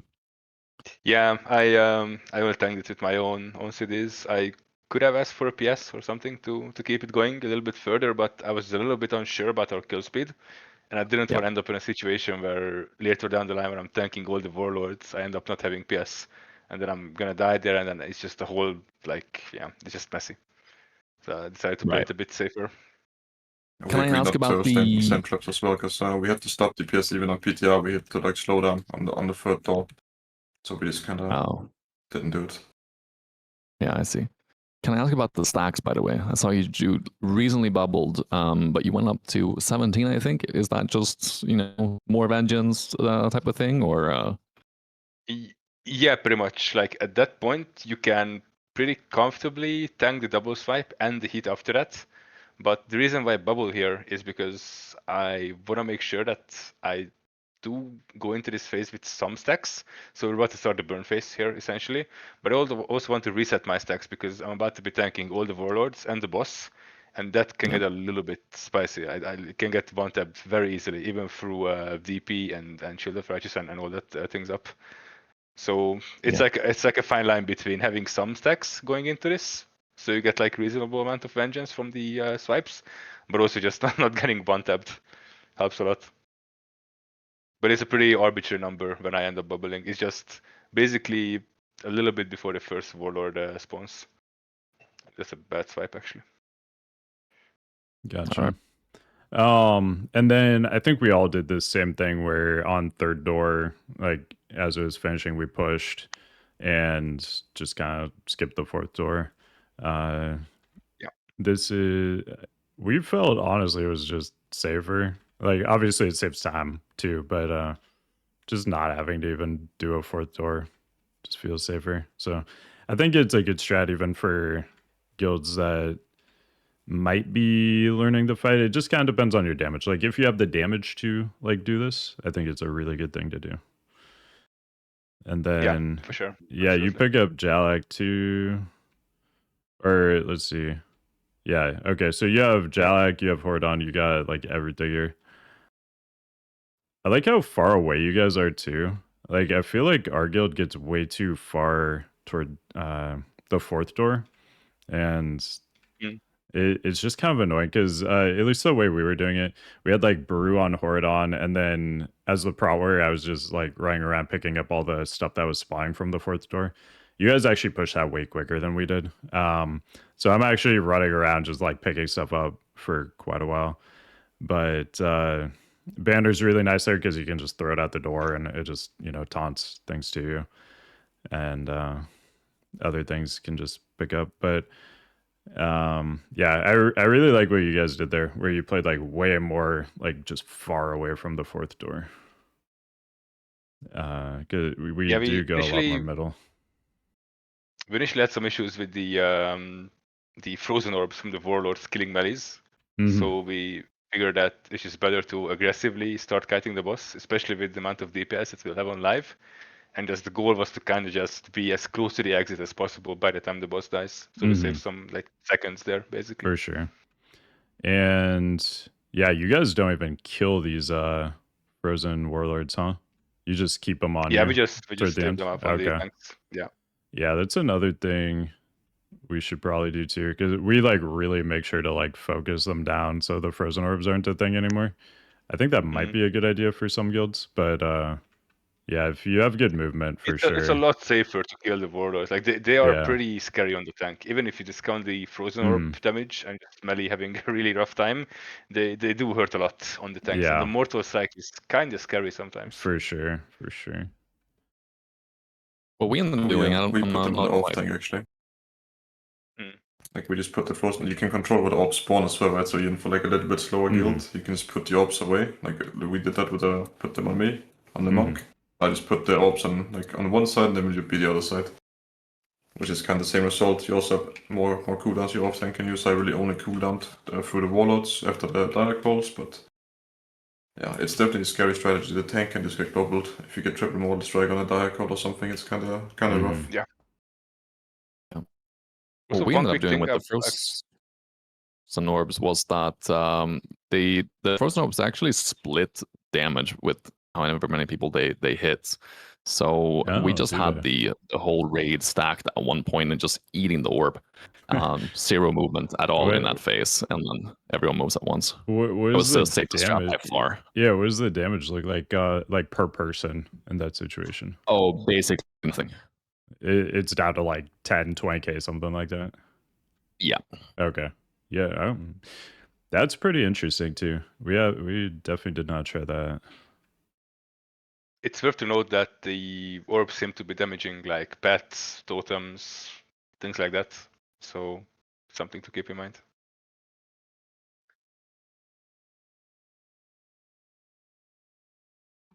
All right. Anything else for Horridon? Also, like, I mean, I don't think we specifically mentioned it, but with this strat, you don't kill Jalak. That's kind of an OG strat that you actually kill Jalak when it comes down, but this just ignore Jalak and leave him on the tank thing is kind of the new way to do the fight for sure. That I think pretty much everybody will do. Our first kill, we did end up doing the OG strat of like killing Jalak and have boss enrage and stuff like that. And it did feel good to do like 5k DPS on that pull compared to what you do now. But but yeah, it's definitely a way slower strat, especially if you're playing out all the 4 gates and everything like that. For sure. I mean, something to keep in mind also is, I'm not sure if you guys have got that, but we are doing a disarm rotation on Jalak. And, okay. Yeah, so you can disarm him, and it helps with the raid-wide damage as well. So when he does his shout or roar or whatever, that's based off of his weapon damage. So that's Oh, like yeah. part of the Okay. reason why we're Nice. cheering the disarms on him. Interesting. Good tip. Okay. Yeah. Good comms on that. I think one thing to note as well, if you are a tank taking the boss, his triple puncture, his tank buster, it has some weird conditions. So it can't be dodged, parried, or blocked. So if you're like using, let's say, shield block because you're like, oh well, let me use active mitigation for the tank buster, then that does nothing. Same with a monk using their active mitigation. I mean, I don't know if you want to count stagger as active mitigation, but and same with guardian druid as well. If you use active mitigation for the triple puncture, it doesn't really do anything. But it does obviously work very well with Bloody K's doing their little death strikes. It works with with warriors doing shield barrier, and then Prot Pally, of course, strongest one by far with shield righteousness. Yep, for sure. Shield block is still okay there, I think, just because like the melee before the triple puncture and the melee after the triple puncture, like you're guaranteeing those do less damage. So like that whole like kind of burst window, and especially if you're taking like multiple adds at the same time too, obviously being able to like block all those melees too. So it's definitely not zero value to like press shield block there, but yeah, it won't reduce the damage of the triple puncture itself. You're just more reducing the damage around the triple puncture so that it's less overall burst. All right. Yeah. Oh, did you have anything else there, Riani? No, I was just gonna add that there's a lot of other mechanics in this raid that works the same way, and some bosses have other requirements that are also like you wouldn't know unless you did the deep dive on the spells. So we'll get into that when we get there. Sure.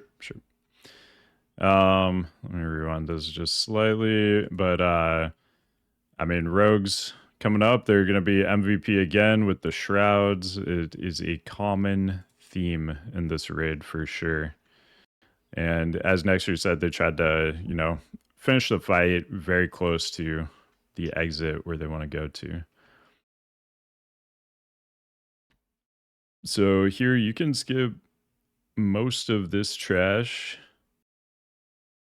and just double shroud through, hug the wall, and then yeah, we do the same thing here, just hugging right side, going through, hit the second shroud, and then up at the end, this is the part where I do love the double saps. You guys make really good use of the double saps, because we had so many people pull there. It makes it way more safer. Like it's basically foolproof if you have a double sap there on those like sketchy parts. And don't go on the right side of the stones. So many people get stuck there, and the shroud ends up running out, and then have to kill it anyway. And here's another. Oh wait, let's see. I guess you guys did it differently. I was thinking of the Newman one. Newman actually double sapped those. There, I believe. Those. Yeah, we skipped all those mobs in this room. We only killed the middle. Yeah. So the double sap as you're coming into the room, just kill the middle pack. And then they also double sapped the next two as well. You guys did sap these ones though. Yeah, the yak through. We love the yak. Goated yak. I believe Newman also sapped that first pat there too. But you guys also just go right into boss here. Yeah. And you just want those extra things hitting you. Yeah, so the I believe it's from the Predates, the trash mobs. You see the stacking debuff on me that looks like some yellow wings. Yeah. So if that that gives a lot of vengeance, but you need to make sure that you have like a lot of stacks of it, because I believe it stacks to 99. I think the highest I've gotten was around 50 or so, but I was well above like 400 or 500k vengeance at that point. So it is a lot of damage. It's a surprising amount of damage you can take from the debuff from the trash. Yeah, we can see But you need already. to be alive as well. You might have peaked at 350 there, something like that, on this pull. Yeah. Does the trash do anything scary? Is there anything to watch out for? Yeah, it does. So the I can't remember the name of the mobs, but the mobs that are not the prelates, but something else. They do Prophet? this. Yeah, I think the prophets actually. They have this vision of demise or something like that. It's a channeled cast, and that does a lot of raid vibe damage. But you can interrupt it. But it's pretty important. That can vibe the raid very fast, especially if it overlaps with something else like the charge or some ticks from the frostbite or something like that. That one is scary for sure. Right. In terms of positioning on this fight, there's a lot of different things people try to do, like going toward the wall to try to keep it more contained. What do you guys like to do here? It looks like you're still like pretty far in the middle here. Yeah, so our goal was to tank around the blue marker because the patrol on the other side patrols pretty far up, so we didn't really want to ninja pull that.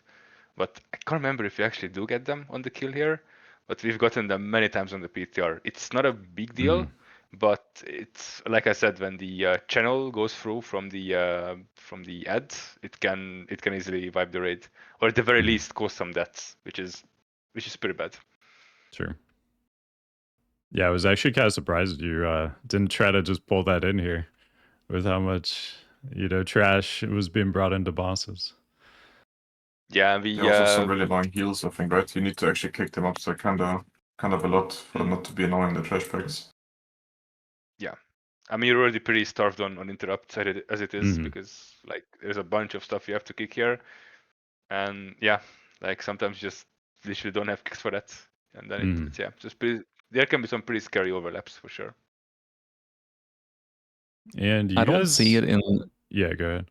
Yeah, I don't see it in this pool here. But did you consider leaving the damage taken modifier on the tank for vengeance? The throw thing that you extra action button thing for? Oh, we haven't actually. Okay. We did not think about that, but it's something that could have been thought of actually in hindsight. We did it towards the end only. I had some issues with dying on the PTR on this pull as monk. I don't know. When Horridon rolls, sometimes he hits you 4 times. You're taking like 400k damage from the roll. I don't know why. So we just we just didn't do that in the beginning. Fair enough. I do like how compact you guys are here. Like, I feel like my guild just plays so spread apart, and it's a lot tougher to cleave. But you guys keep these so close together. The cleave is actually insane here. Yeah, I mean the goal is essentially to have the entire raid stacked during the entire fight. Essentially, the only thing you have to care for is the sand trap. Pretty much, that's like important. You don't want to drop it on top of melee, and then once that timer is off, you can pretty much stack again. Yeah, we did something similar. We just we marked a healer, we marked Fudgy, and we just follow him around. And then on every sand trap, you just probably windwalk and you're walking on the sand trap. Like you take maybe 1 tick, and then Catherine just rolls into you. It's kind of the same outcome. You have 4 bosses for cleaving constantly. Yeah. The raid damage goes up so much. Yeah, this is so nice with the like mini rolls he's doing instead of like at our raids he's always going halfway across the map. It feels like so. Definitely something we need to add. And I'm guessing that you just suicided the frostbite. I was smoke bumped him. Okay. Yeah, you can smoke. And in the end, we suicided the last guy with it. Yeah. If you get one, you can. It's easier to just kill him and rest him than to play the mechanic, to be honest. Yeah, for sure. Mechanic is so fucking annoying. And this is a great skip too. So skip the RP here. If you trigger this RP by walking forward, it's unskippable and it's very annoying. So go around the side here and then hop down. And when I first watched this, I was kind of confused what you guys were doing here. I'm used to the glider just off of here. Everybody like kind of glides down here. And then this tech is awesome. I love this. So something important here that can go wrong. So if you use the yak all the way, because technically you don't dismount. The only person that has to dismount is the one opening the door. But the issue with yak is that it's so fast that you go so far into the like cave essentially that it triggers the RP midair. Okay. Because the trigger point for the RP is like basically a line somewhere along that edge. So if you don't dismount the yak, you can actually trigger the RP by going too fast. Okay. Yeah, I try to have my guild do the glider, you know, in the trash pack off, but yeah, it didn't go over very well. Yeah, I'm curious to see because you guys killed the bats before the boss, and then Newman did the bats into the boss. Yeah. I wanted to pull up the Newman one here. Let's see. So yeah, we fucked it up a bit as well. We had a guy stuck in the air. He couldn't cancel the Auras glider, so we're sitting there waiting for one healer to come down. We had to pull super late. It was a little bit unfortunate. Yeah, I love this though. Pull all this stuff into the boss. This is extra funny to me too because like these silences go off constantly in my raids, and yeah, you guys locked it down. No silences. That is on the PTR we had the same. Sometimes we just sit silent for 15 seconds. That's just Tortos. Yeah, what we did here on our, obviously we didn't pull into the boss or anything, but when we do our big pull here, we have we stack it on top of one of the crystals, and it made it super easy for the tank, the Brewmaster tank, to just do their single target damage into the crystal and constantly reapply the shield. Basically made them invincible, where they otherwise had some troubles staying alive. I don't think I ever used the crystal actually. It was too annoying. You don't clear a stack and the shield is just gone before you can heat it up. It's like whatever. I will just cool down through it, I guess. Yeah. Do you guys know the snowball deck here? Yeah. On this and Horridon, yeah. Yeah, same thing on Horridon actually. It just doesn't really affect tanks for the most part. Even though technically you can get fixated by the pink ed, it just doesn't really happen. On a 15 kill maybe, yeah. Yeah, so just throwing snowball at the crystal here to get the the buff. Yeah. So there's a macro you can use for it. You know, that's like target and then last target. But I think it's better to just set a focus target macro and set it as a focus, because I think that's you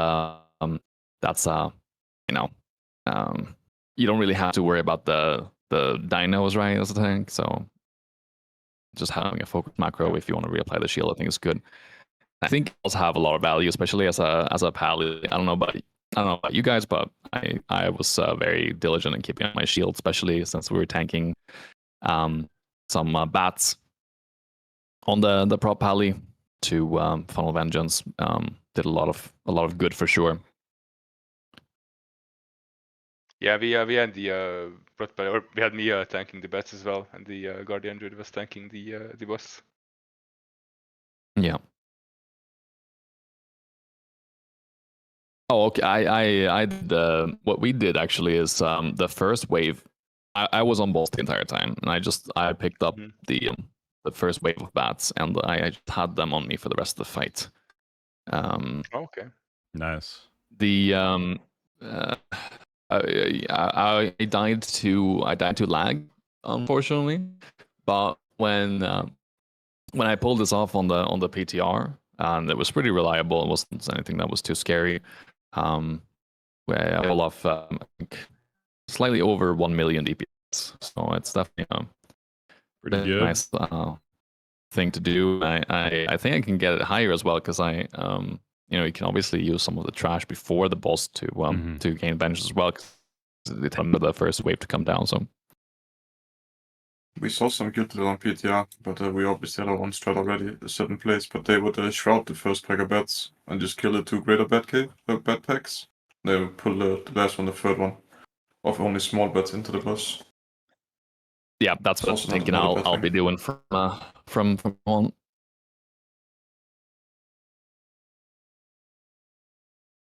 All right. Anything else for Tortos? I think that probably kind of covers yeah, I it. think just pay attention to the snapping bite. Like it does more damage than you think. And one thing to keep in mind is that snapping bite ignores armor. Okay. So it can really hurt on Guardian that kind of relies on armor a lot. But of course they have such a big pool that it's not really that big of a deal, and it can be dodged and paired and whatnot. So here's a mitigation for it. All right. Now this is one of my favorite parts of the instance, like the trash skips you do here, because I mean, anybody who comes down here, it looks pretty daunting. There's so much trash spread around here. I think the strat both of you guys did was like sending 3 hit squads basically at each of the areas with gliders. Yeah, it was faster for us than the misdirect. The MD just takes too long for them up to walk because I think it was worth it. Okay. Yeah, that's what my guild ended up doing. We like dropped down to that first one as a group. We had like Rogue go off, Tricks, one of them, the far ones to the tanks, and just kind of met up on that like cliff ahead of Megaera. But I like this a lot. This is pretty sick. Just all the gliders flying through, going to their spot, just dropping in. I like that a lot. We ended up doing a wrecking ball kind of strategy where we jumped down, did the first one, glided to the second one, and then moved to the third one. I probably would have saved some time doing this strat. And then for Megaera, I can't remember. Did you both pull trash into this? Yeah, we just do it a bit different. I think Nexxer picked up his own trash and we just MD it with a barrage. Gotcha. And did you guys handle the heads the same here? I remember one of the POVs I was watching at the end, you killed Venom into blue just to make the raid not have to move. Okay. Yeah, exactly. It's less movement, and as you probably see, the buff doesn't lift the rampage, so the mechanic doesn't matter that you get from Greenhead. Sure. Is that what you guys did also, Nexxer? I can't remember if you both did that. No. We never killed the Venom one. Okay. We always focus something else. Yeah, this is one of those fights that, like, as you get more gear, is just gonna become so silly. Just like killing every head during rampage. Like nothing's really gonna happen. And yeah, it's kind of a crap fight in my opinion. Yeah, I want to say you guys lusted on pull Nexxer, I think, right? Yeah, okay. Did it. And then it looks like Newman will lust at the end, I guess, with the Venom tech they were doing to kill the Venom into the blue. Everybody's just right in position, ready to go, getting full lust duration for those last 2. Yeah, we lost it on 35% on the Venom head, I think was our timing. Then it should last for the rest of the fight. And yeah, I wanted to ask you about this knockback too. Was that intentional to like knock all the... all Our these. DK for there was some new mass script tech here to get cleaved from the head, but I mean this is the worst script I've seen ever, bro. Like the Okay. mob just got stuck in the water, half the worms are down, they're just Yeah. casting and we can't stop them. It's Yeah, like I was like, I don't know. what am I watching right now? With you guys, I Yeah, never I know didn't if know it's a either. mistake or like insane big brain tech. I'm like, is there This something was I'm missing here? Like, this was not the play. okay. Don't think we're ever doing that group again. It's a little bit scary. The worm also gets like fully hard stuck in the water. It just stops moving down there. I don't know. Like the trash worm we still have up. Yeah, that was not intended for sure. Gotcha. My favorite thing about going through these races with the people that perform the best on progress and whoever else is performing well is going through the VOD and seeing something and you're like, holy shit. That is like, yeah, you think about it really, really intensely and you're like, there is like, yeah, like I can see how it could be a really gain and stuff. How did you figure that out? And I'm like, oh, yeah, that was a mistake. Yeah, that was not supposed to happen. Go, I think it's big brain and here I am. Yeah, I think in the Heart of Fear one too, Nexxer was in the A bomb and he made some mistake, but you had said something like you're like, oh, I like how you did like blah blah blah. And he's like, yeah, I just fucked up. Yeah.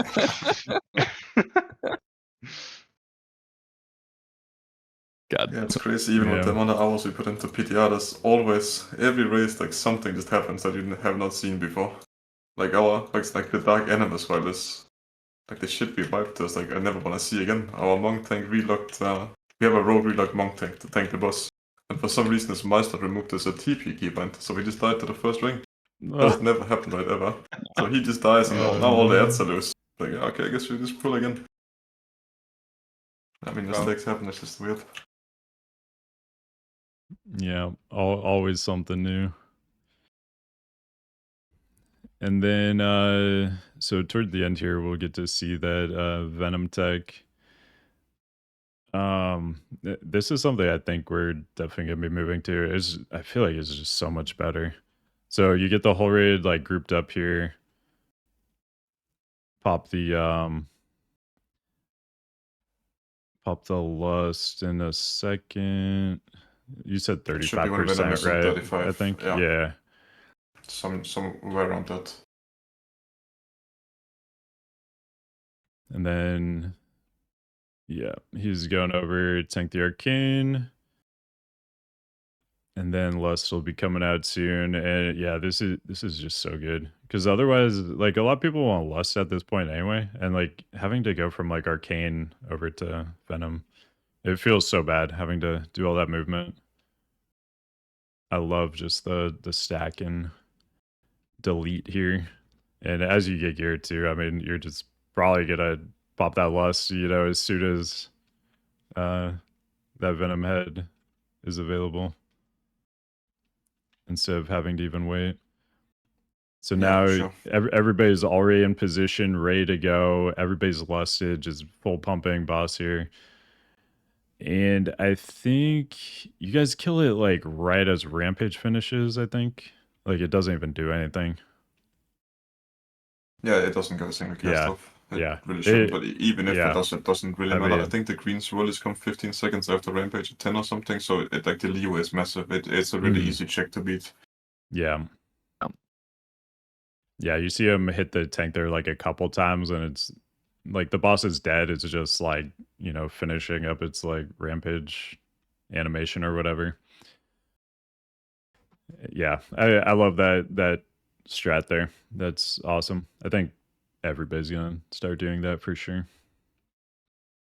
I don't know if you guys played around with it at any point, but I was doing some scouring of the internet, some old both logs and video Megaera, and found this strat where you can solo tank it, and by basically letting the boss just do its anti not tanking mechanic, his range thing, just letting it go off because it doesn't really do that much damage.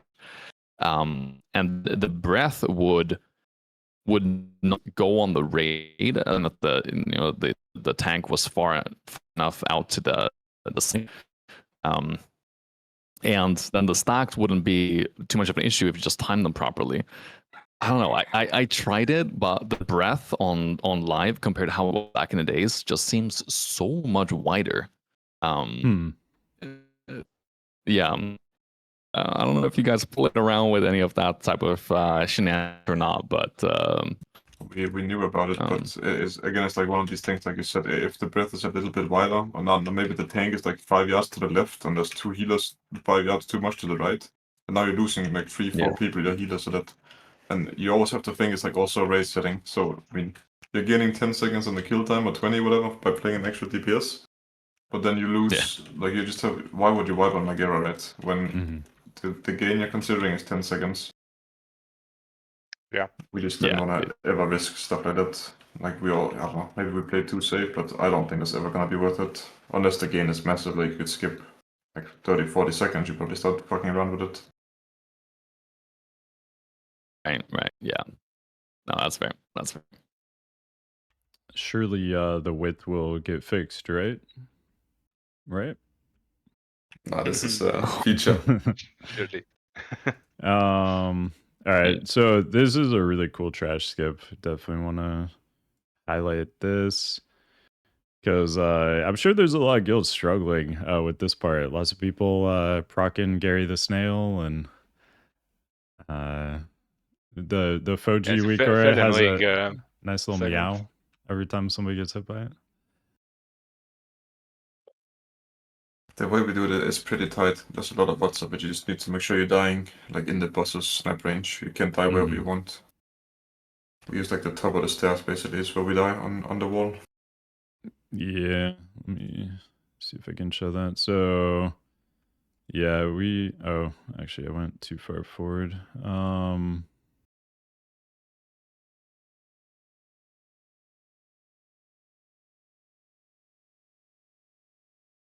Yeah, so yeah, basically top of the stairs here, I think is where you're talking about. Off to the left side. Yeah. Yeah, that's where we just have everybody die. I think it was in the progress one I saw they just pull that snail to just kill everybody really quick. Yeah. Yeah, we were like waiting on the boss to like kill us with quills. So I think that's a little nicer there. Although you guys did do it a little bit differently. Will it actually spawn your corpse over here if you don't die to the quills, but you die to the snail? I'm not sure on that. We died to the snail as well. You did die to the snail to the stairs. Yeah. Okay.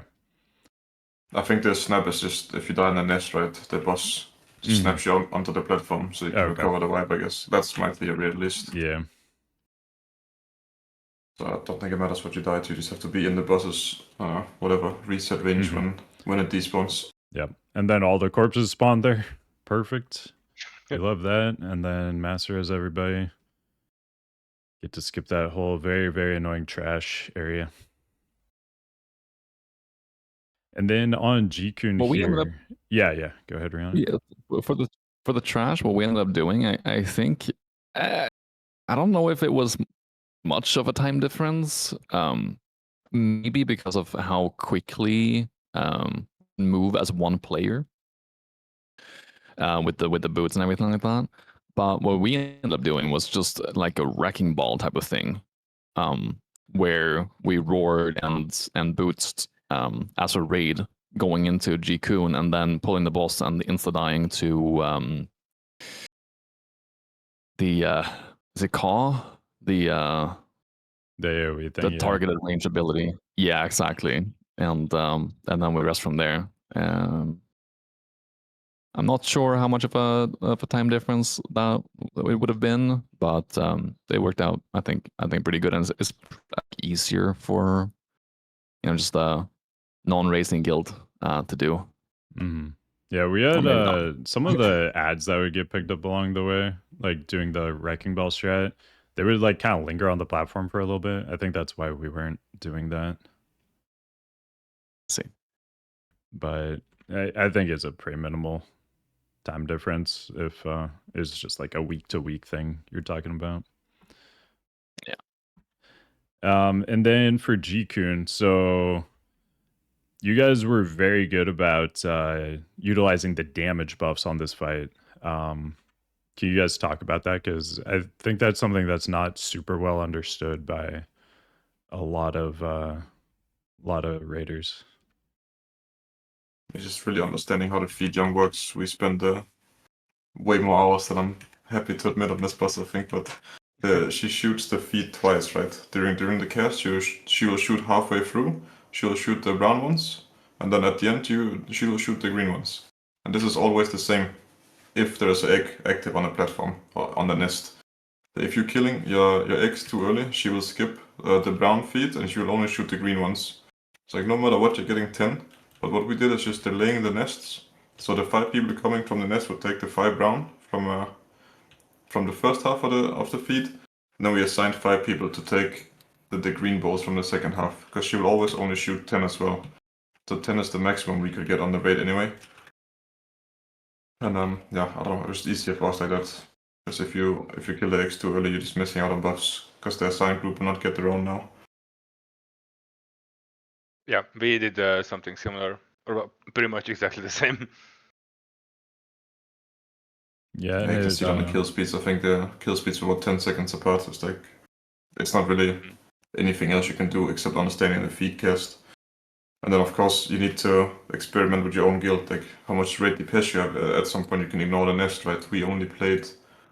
I think we played 5 nests, like 5 waves, and then we just hard ignored. Yeah.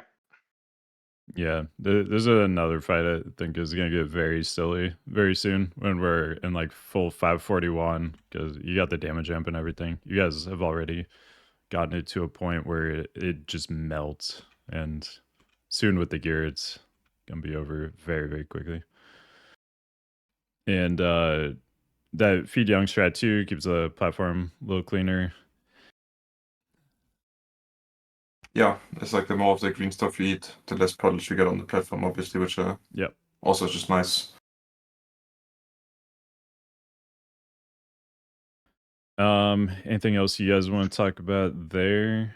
Otherwise, we can move on to the most interesting boss in here.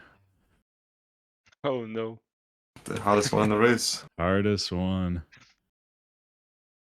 No, I don't think that's much. Just Alright. cooldowning on Talon Rakes, right? You should make a plan Yeah. if you're going in, progressing this, whatever. The Talon Rakes do a lot of damage, even if you get unlucky with dodging auto attacks from the boss and you have a lot of the bleed.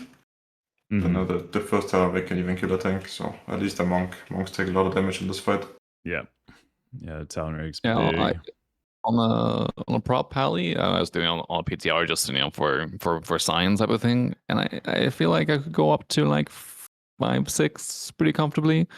Like you don't want to go that high, but you know it's possible. You know, if you want to have some type of vengeance shenanigans going on later on. But the Talon Rake is also a little bit interesting because it goes through immunities as well. So you can't bubble it. You can't bubble the damage or the the application itself. So you can reset the stacks and then keep tanking. Right. But the bleed thing, the secondary tank debuff, that can be bubbled. You generally don't want to bubble that though, because that's like just taking damage that gives vengeance, right? But it's good to know. What you can also do is I don't think the puddles, right? The green puddles, they don't give vengeance as far as I recall, because I never did the fight where they actually were down on the ground on the PTR, so I wasn't able to test it. I think they do. I think they do give vengeance when you soak them. They do? Sure. Okay. Yeah, I was trying to soak a few during the race, and I didn't really notice an uptick in vengeance. And then of course on PTR, where I would normally have tested that stuff, it didn't really it didn't work until we were already done with Ji'kun. But period. Yeah, I mean, one small thing to add here on this boss, it's a bit counterintuitive because a lot of the times you would think that every tank gains the same amount of vengeance, depending on like independent of what class you're playing.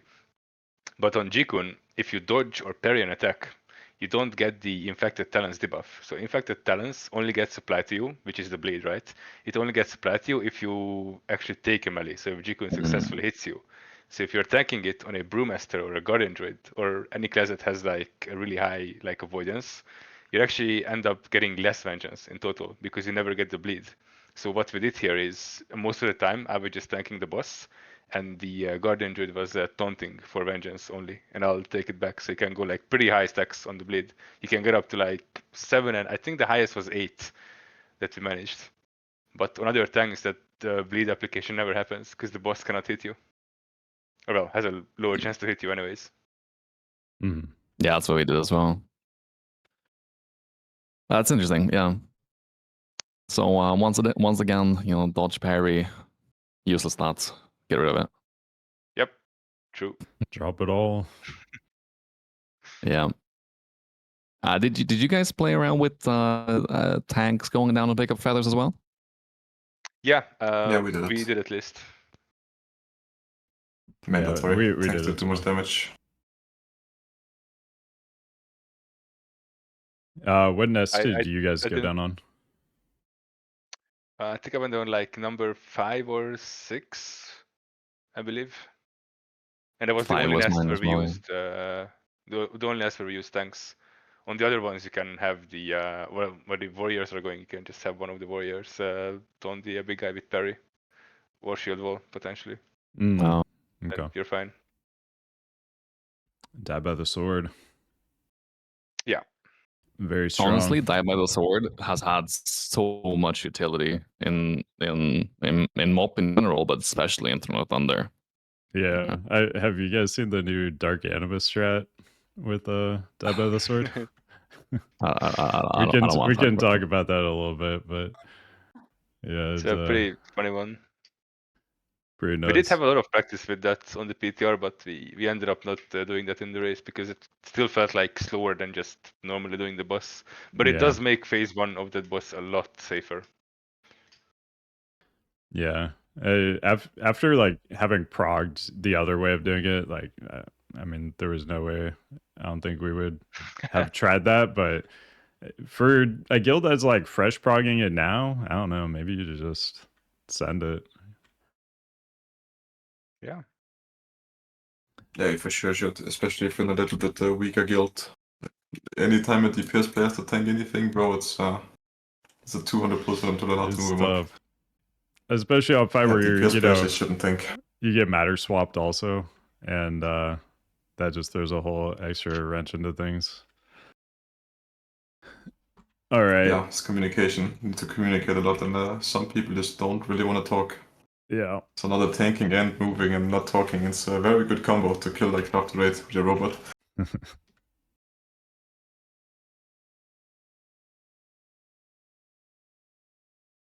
All right, let's see. I'm going to switch over to progress on this one. I liked the way progress handled the ads here. I know with Newman, you guys pulled like the first 2 guys. Was somebody supposed to pull that 3rd one earlier on the Durumu Trash? We delayed it on purpose to get the 3rd mace later, because you can't effectively kill 3 at the same time, so we just, if we pull later, we just skip one mace and felt like it was faster. Okay. It's a fair point, yeah. Another thing that was bugged from the beginning of the PTR until live is you being able to just walk into the maze. Yeah, we also didn't know that was gonna work, so yeah. I don't know. Don't feel like that's super intended. Maybe it is. Oh yeah, is that not supposed to work? That's what we were doing the whole time, is just bringing them in for cleave, just cleaving, like in the maze. Doesn't feel intended, but okay. No, it's not. Like you definitely can't leave the maze, but yeah. Okay. Well, just another bug then. Yeah, you can see here, just this is what we've been doing, just drag the big guys in, cleave off the thing in the middle. All right, and then Durumu. This is the fun one. Just This is a good one. lots and lots Yeah. of bugs. We find okay, I think this is the kill.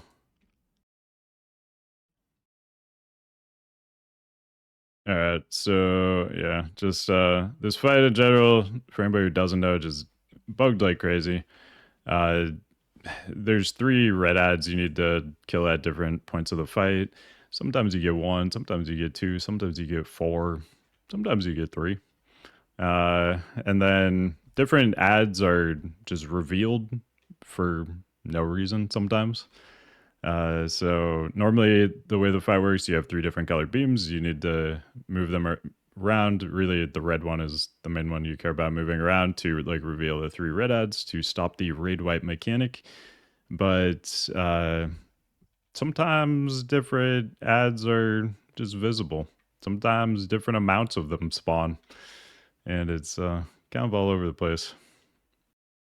It's a bit random. It's part of the fun. You never know what happens next. Yeah, definitely fun. Yes, definitely fun. We spent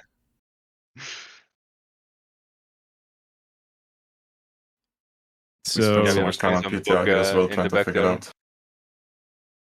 trying to figure out, like if there's there was different any things that rhyme or we reason to it. thought it could only reveal the ads before, like the actual damage started. So we would do like full raid circles, everyone was running around, then trying to regroup this missing pit, this missing guardians. We tried to stack all 3 beams on the ads. We spent so much time. It's like no matter what we did, then like something worked. We thought, oh shit, we figured it out, and then next pull it doesn't work, so we try something else. It was complete hell. Just random.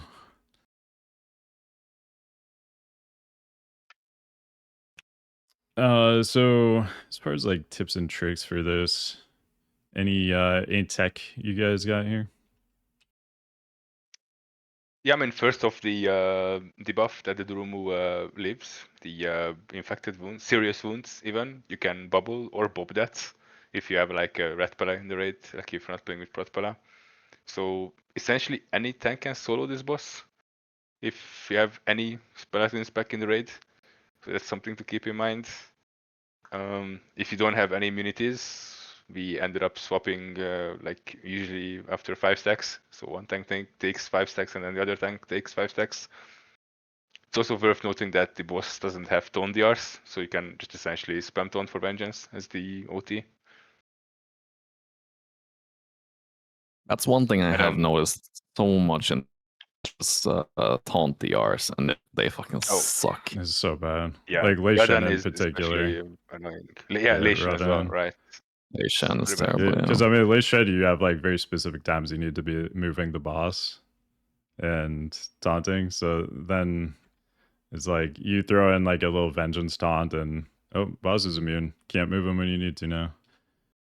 You just have to play the ball like the bouncing balls, right? You just do the vengeance swaps off the ads instead of the boss. It does the same trick. Yeah. If you play Palado, you can always utilize salvation on these taunt DR bosses. So you just salve yourself, true. and then you have the other tank take some hits during the salve, and then you essentially save a taunt DR. I usually save my salvations for the off tank, so he can't get trapped. Based. Yeah. It's just playing with the Brewmaster, it is what it is. I think one thing that I'm not quite sure exactly how it works because wasn't able to get like any time on Durumu on the PTR at all because we like didn't want to commit time, the limited amount of time that we had to test a untestable boss really. Yeah. But the what gives vengeance and what doesn't give vengeance here? I thought the maze, like standing in the maze and not dodging it, would give vengeance, but I'm not quite sure. It does. Same with it does. Yeah. Okay. Yeah. And how about the puddles on the ground that gets left behind from the debuff, lingering gaze or whatever it's called? Not sure actually, because we never really left any in melee. I feel like it's a little bit grief if you do that. So unless you like, if you want to leave it for the tank, that's fine. But normally, seeing you shouldn't be dropping puddles in melee. So we never got to test that. So I can't really Okay, yeah. comment on that. Our tank, our melee DPS that would get it would usually just leave it underneath the boss, so it wouldn't obstruct the pathing. Yeah. But yeah, okay. I'll have to do some testing for science later, of course. Then yeah. Yeah, we didn't For do sure. puddles in melee either. Our combat rogues kept saying it was griefing his killing spree, so we just made the melee move out instead. Killing spree. Yeah. Any particular reason for playing combat? I don't really know, to be honest. I don't really speak much to the rogues. They just kind of do their own thing. I just make sure they sap and shroud. Don't talk to them. Sounds good. They just press shroud. That's all we care about. Oh yeah, but I actually speak to them every raid when they can't backstab for 0.2 seconds. I get 2 whispers immediately after the fight. Yeah. Yeah. Sounds about right. Been there, done that. I identify with that. Yeah. I guess that's actually a good point when it comes to why you might want to play combat on this fight, is because there's a lot of time where you really can't attack from the back, right? Especially when it's doing disintegration beam, and I'm not sure how the walls work and the ads and everything like that. So maybe that's the reason. The walls also still fully bugged, but I think Yeah, you're that's really annoying. only cleaving the back two walls, like the furthest away ones for some reason. Yeah. So I'm also this fight is a little bit rigged. I'm also noticing now you guys only have one rogue in for this. What points did you guys do swaps for? I guess Nexxer first, and then Ken. I actually can't remember when we got the second rogue out. I'm gonna be honest, but I know we only got them for the skips basically. So we wanted 2 rogues for the first boss to Horridon intermission in case the Yaks don't work, and then from Horridon to Council. Okay. Was it kind of the same for you, Ken?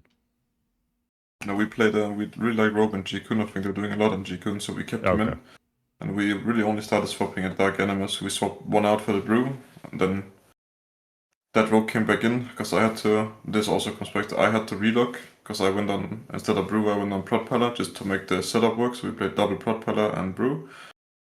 And that means I come in late, right? My guild or my raiders already shroud skipped the trash, ideally at this point, and I need to somehow catch up, so our Brew just locked as Rogue again.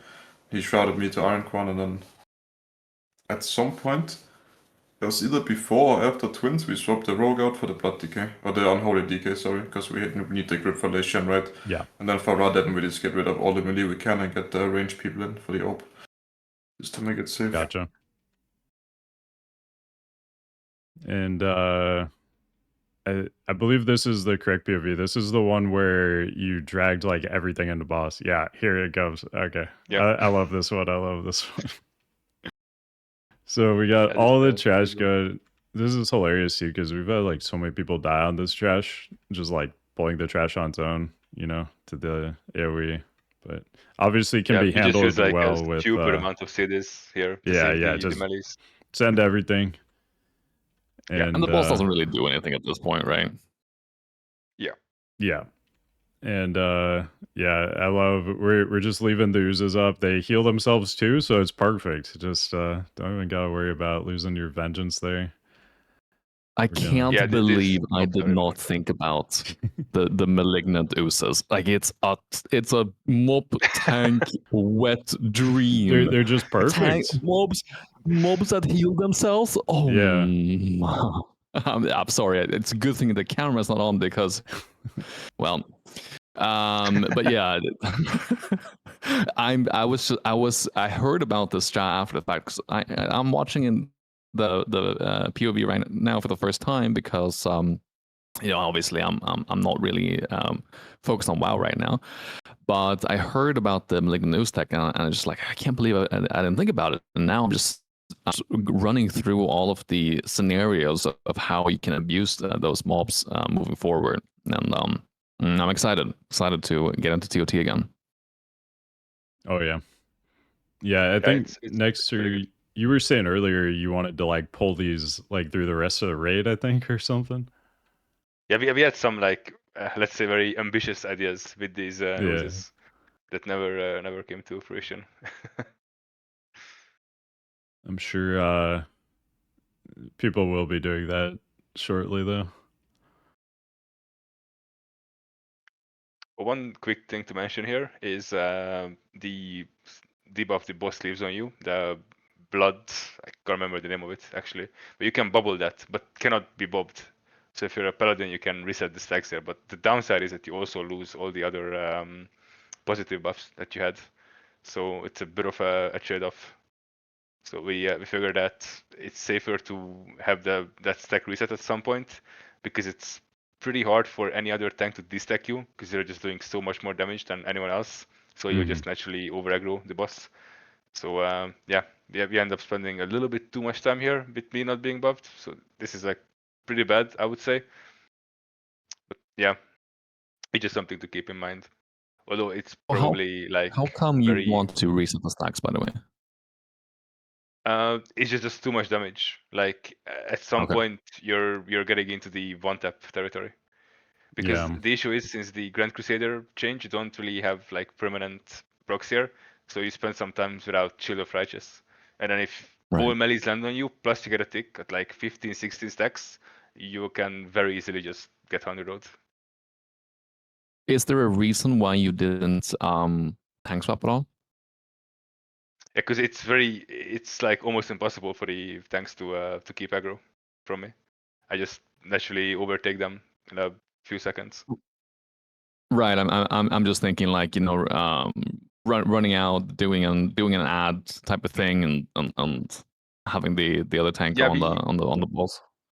We thought about it, but the problem is the boss and the ad stacks you gain from the part of the mechanic of the fight doesn't scale with anything. It's a flat number, so it's still more DPS than having the other tanks hit the boss. Like I just end up doing more than those tanks otherwise would with the ad stacks, basically. Right.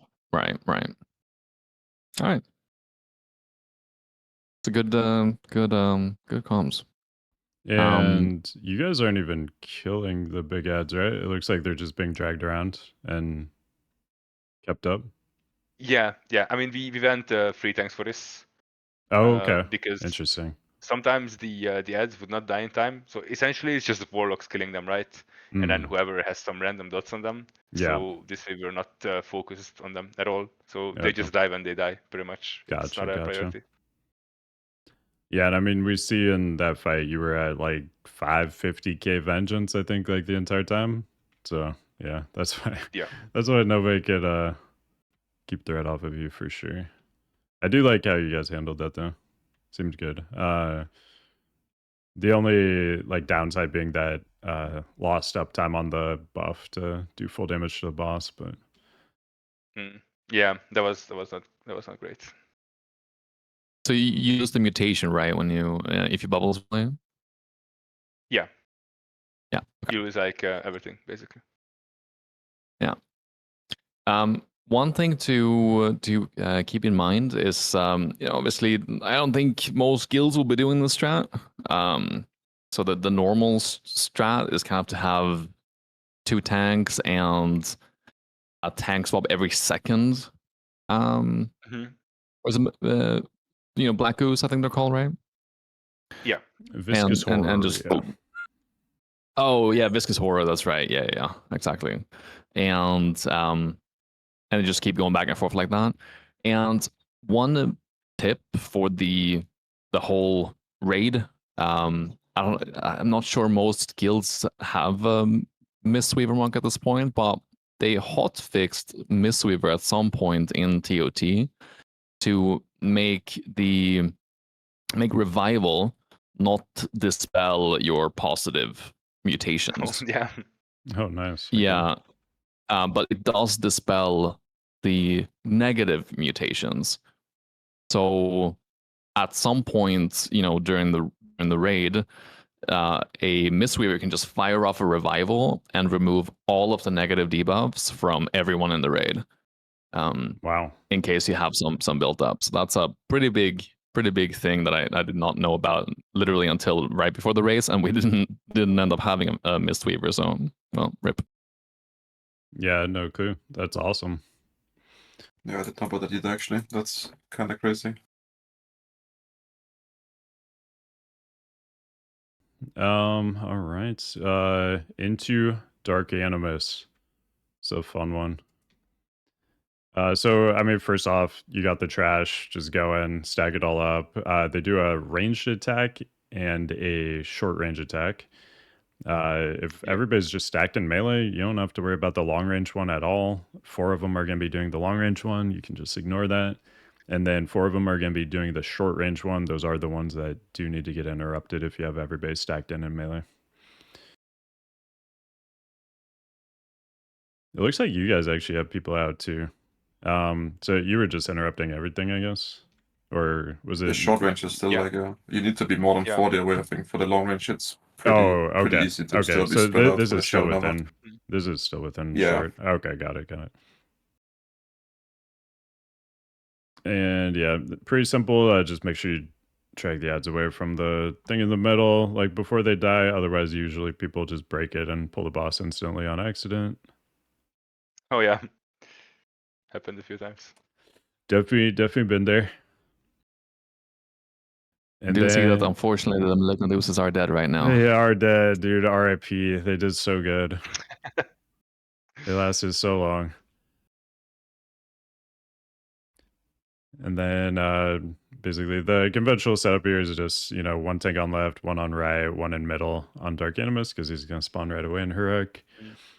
And you've got Dark Animus plus 2 golems. The side tanks probably have 3 golems that they're starting with. And yeah, that's correct. Yeah.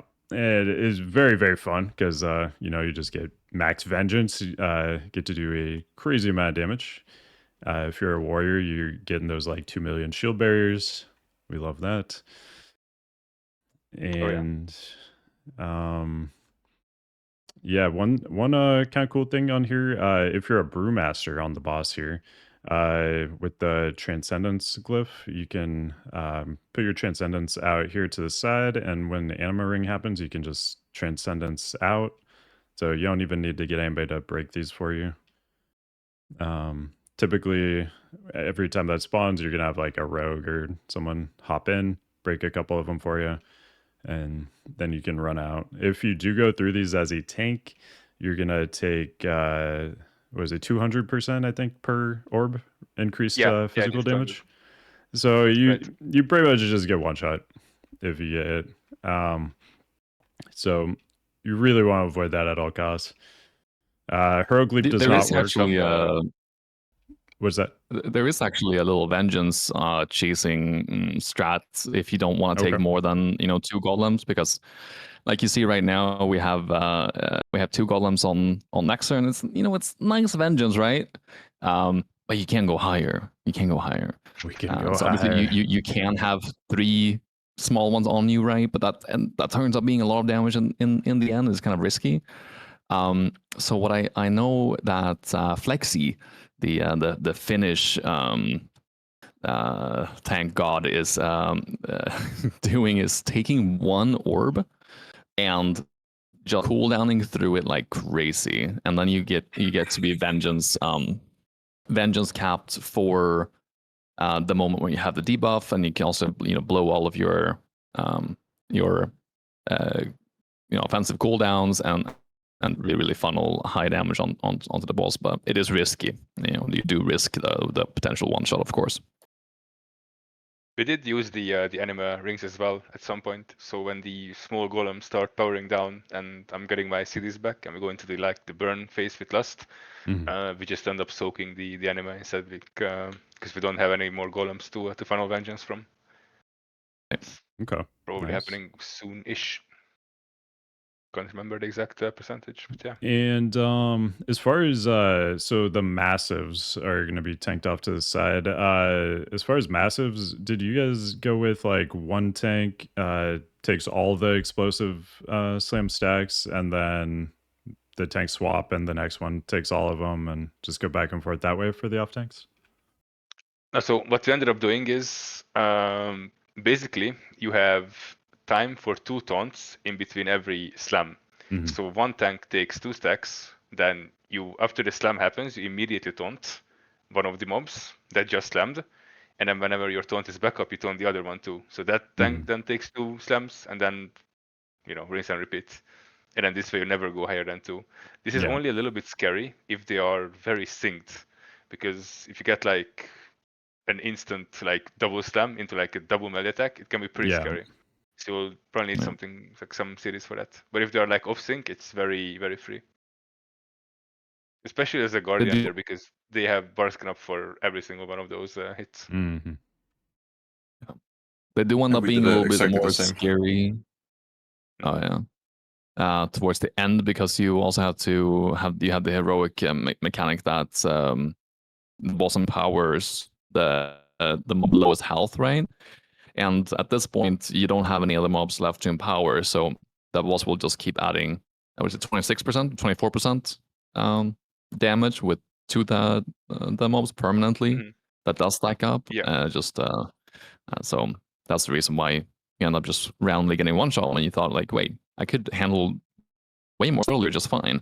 Yeah. But towards the end of the fight, obviously, you have the damage buffs on the large columns as well. Yeah.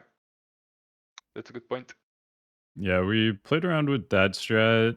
We ended up moving back to having like one golem on each side, and then the tanks just kind of rotate through. So you only take one explosive slam at a time. You do go a little higher stacks, but we found this worked well. But I mean, both ways work. Just gotta decide what you want to do. So in ours, like one massive on the left, one on the right. The massive tank should be hitting Dark Animus also the whole time. Oh yeah, for sure. You definitely don't want to be like hitting those. The damage on the massives does not matter at all. You just do your taunts and then you're just hitting Dark Animus.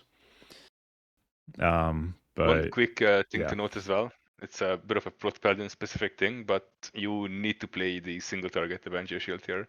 Otherwise, you will be destroying the small golems at the start, like way too soon. And then it's gonna grieve the energy of the boss. As well as your vengeance, which is, of course, the more important part. Yeah, I actually think that I really wanted to be on boss as a prop pally, and I wasn't able to be on boss because like Brew can do the ads right, but not that well. Yeah. When your main damaging spell, Keg Smash, is reduced by 90%, that's not great. But I actually think that Brew on boss is not great, because you end up killing your ads way too quickly, just through swift reflexes. The spell that where you when you dodge an attack, you deal damage onto the ads. And yeah, I think Prop Pally is so much better on being the boss tank, but where the hell do you put your Brew then? I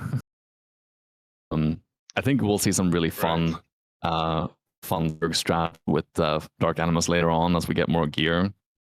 And I'm looking forward very much to being also with the 3 small ads on me for the rest of for the entire fight. That'll be a good time. It's just a matter of time until we can kill the boss before the first siphon. You're just playing 4 tanks and Prot for like 40 seconds, and then you kill one and you upgrade with the rest.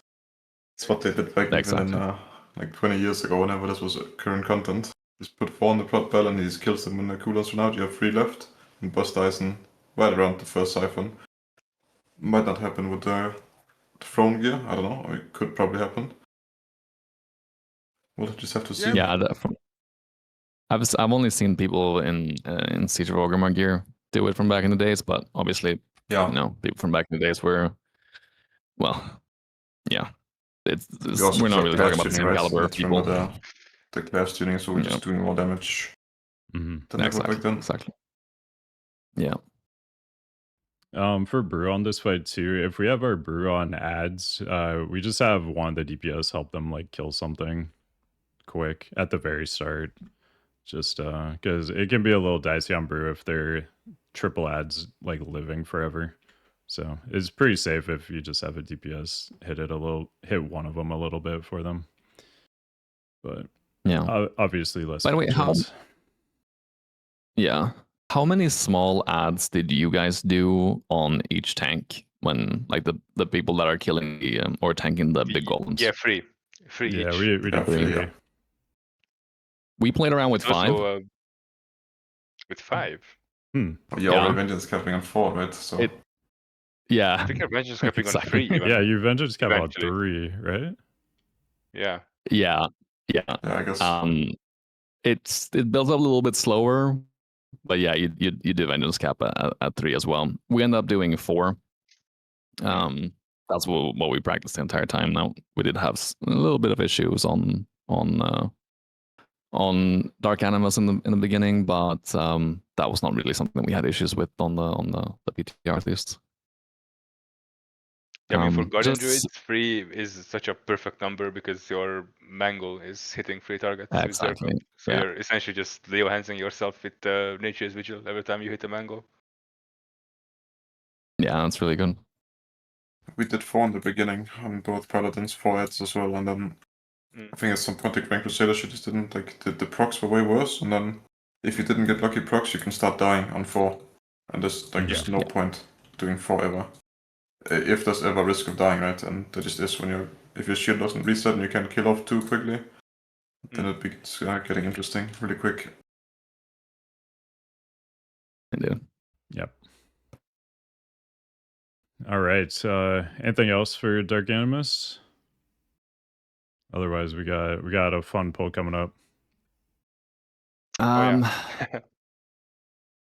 Dark Animus is, I think, it's one of those fights that's going to be a little bit daunting at first because it requires a lot of coordination.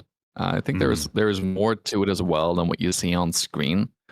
If you want to limit the amount of an amount of balls, which you obviously do want to limit, there are certain timings as well that you should pay attention to. Like you should kill one of the small golems into the big golems at the 2-minute mark, or it's 2 minute 20, something like that, and then you can reduce it even further by killing a small one into another small one and stuff like that. But I don't think that optimization was something that was really necessary, especially with the kill times that we have right now.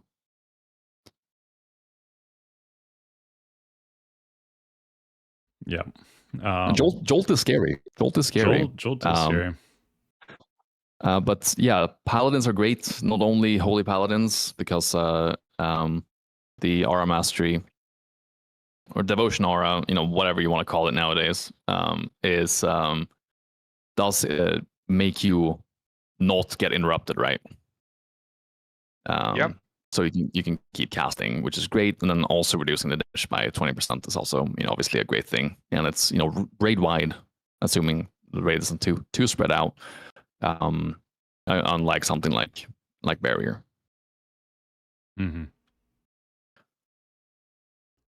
Now, this is not a Dark Animus tip, but I am looking at the clock, and I think that I have to head to the airport right now. All right. Yes, we knew this was you guys coming. Have to carry it from here. No worries, no worries. We are prepared to carry on the torch. And perfect. Love to see it. Thank you for joining, Riani. I hope you have a good flight back. We'll definitely talk again soon. Hell yeah! Thank you for making it work with my time schedule here as well, and thanks for Canon Nexxer coming on, and despite the circumstances, Nexxer. But yeah, of course. Thanks for the welcome. Yeah, great talking to you, and I think this is the first time we talk, Ken. So good meeting you. Yeah, likewise, bro. All right, you guys have fun. I'll see you. Yeah. All right, see you, Riani. Thank you. Bye bye. Thanks. Bye bye. All right. I definitely forgot to adjust the webcams for the 3-person. So I'll fix that while you guys are talking about something in the future. Otherwise, Ken's just gonna be spread across 2 for now. It's gonna look very janky. Good enough. Yeah, it works. All we need to hear is your guys' lovely voices giving us insane tech and tips. All right, so I'm gonna switch over to progress POV here for the Iron Con poll. They had a very cool strat here. All right, so just fast forward to the end of Dark Animus.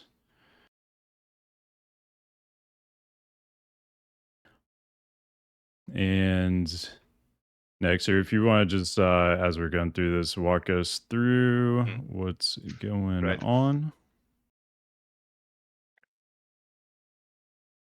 So essentially, we just, well, these first few spiders we want to kill off because we're going to use a shroud skip to avoid some of the more annoying mobs later on.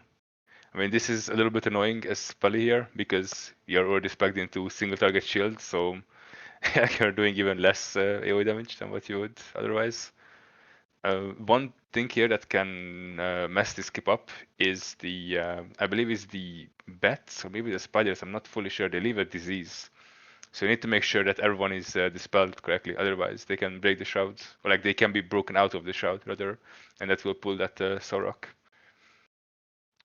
Then we basically skip. These small spiderlings are really good to drag into the boss because they do like essentially no damage whatsoever, but they are giving you a lot of melee hits. So it's a lot of Grand Crusader procs from those spiders alone. It's pretty quite nice. And then yeah, I mean here you just want to make sure you have something up for pull, like before you have any vengeance. We just went with the Holy Avenger because that comes up for the Quetzal push later on, which is pretty important to skip the Windstorm. And then yeah, like once you have everything here, we actually ended up using like Consecration here a lot more to get ahead on threat a little bit because we had some issues where the monks would even over aggro me if I didn't press any AoE abilities. Okay. So I'm just doing Consex here at the start because the mobs are getting healed by the human mob anyway. Wei Sheng, I believe, is called. Yeah. So these dogs are essentially currently immortal, but something to keep in mind is once they reach 10 stacks, which is their maximum, they no longer get healed by the shout from their master. So Gotcha. their healing is limited. They're not immortal like on Primordius. Okay. So yeah, you're just funneling damage into the boss here, pretty much. One thing to look out for is the impale stacks. I mean, we try to destack me here, but it's pretty hard because I just keep over aggroing the boss. Obviously, I'm very close to Vengeance Cap on this entire pool. So yeah, but like worst case scenario, you can bop or bubble the impale as well. So it's not the end of the world if you cannot destack properly. And then when you have this many mobs pulled, basically if you have some sort of damage reduction up, you're fine. You don't have to stack them. So as long as you have DP or Vigilance or your Shield of the Righteous up, you're okay. But you need something always. So you'll see me calling for VGs or PS or anything when I'm not getting procs. But you can see even with this many mobs hitting me, the Avenger shield just sometimes doesn't reset whatsoever. Like sometimes it just does, but sometimes I spend like nearly 5 or 6 seconds without not getting a single proc, which is it's a bit crazy. Yeah, what is the proc chance now? It's like 12% or something, I think, off dodge and parry. Yeah, I think it's 12, yeah, and then the same, maybe it's 10% or 12% for like Crusader striking, which is like yeah, whatever. It's definitely not what it used to be, right? Enough. Sorry, you have to repeat that. I just said it's definitely a nerf to the class. It's way harder to do these types of pulls. Yeah. Right. Mm-hmm. Sure. I actually do end up being stunned there, which is a pretty big mistake. It could have cost the entire pull. I didn't notice I was standing in the blue lines of Damran. So it gives you like I think a movement speed reduction and a haste reduction, and if it stacks up, you get stunned, which is yeah, not great. Also, maybe like noteworthy here, this dead zone is basically so when a dead zone is facing you, you cannot hit anything. It gives you like a debuff that makes you miss everything. So it's not just on the boss. You're missing on everything. So you need to like move around. So with that too, I've noticed the boss sometimes follows you as the tank, but not always. Have you found any like rhyme or reason to that?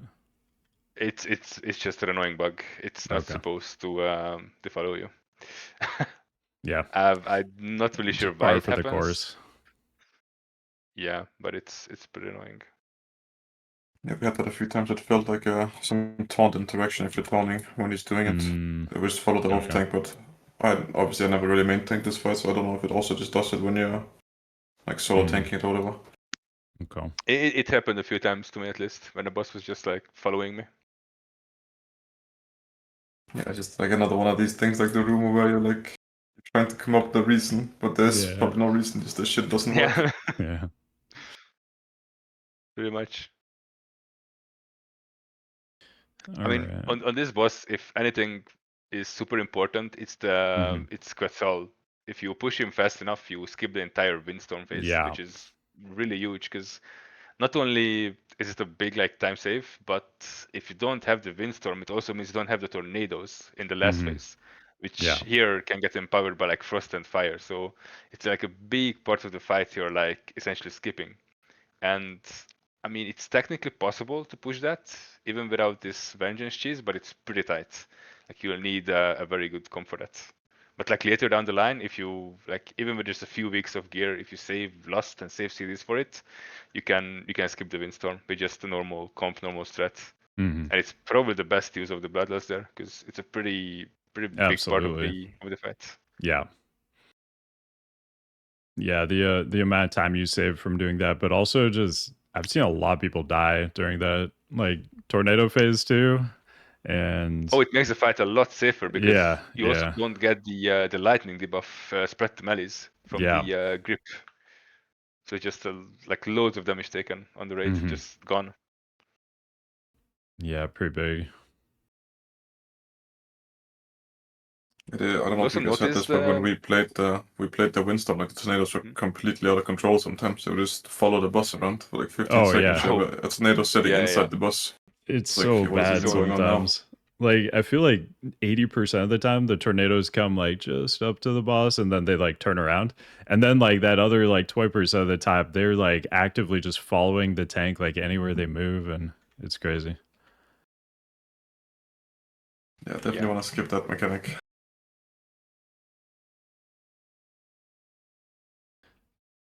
And then you said yeah. You said something earlier with like resetting your main tank impale without bubble. Just like if you're on like a lower end guild, like lower DPS, and you still want to do the skip, it does actually heavily fuck up your off tanks vengeance taunt. If the impale is ticking on you, you're losing a lot every time it ticks. It's like kind of minor, but going from 300k to 150k because the impale is taking your vengeance down is quite noticeable for DPS. Just like minor thing. That's a good point. Yeah, that's a good point actually. Yeah. All right. One more little quick thing to add. Sometimes you see the DK gripping all the mobs. It's but I make a call because so these dogs jump around, and sometimes due to how like the mob movement works in Mists of Pandaria Classic, they end up in your back or like they end up all over the place. Right. So it's good to correct their position with a mass grip every now and then. Like right now, they're just like all over me basically. Yeah. No, their hitboxes are so bad. They're like the Ulduar golems, if you remember those, that would just like, even if you're standing still, they're like trying to spread out and like get behind you.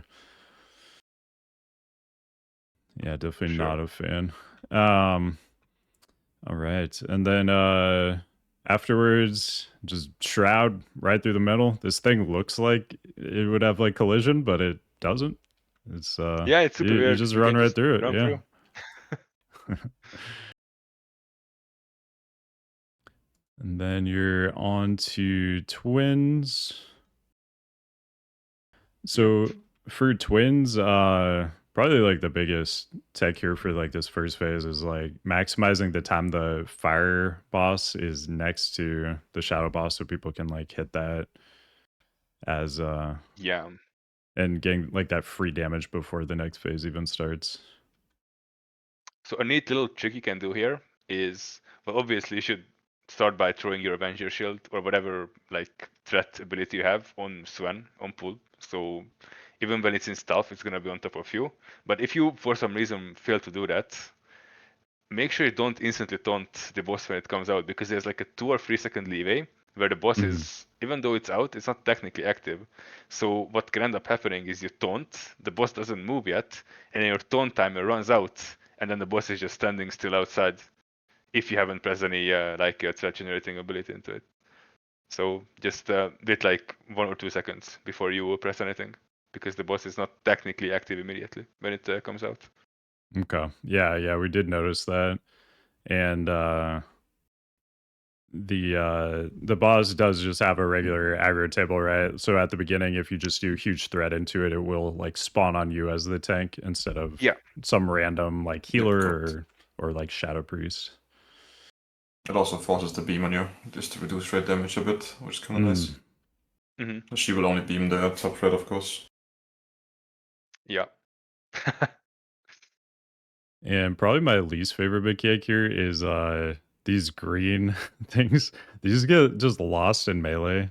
I've definitely gotten hit by these sometimes when, Yeah, in this it's melee stack, like very annoying. how do you see one in here? Like it's crazy.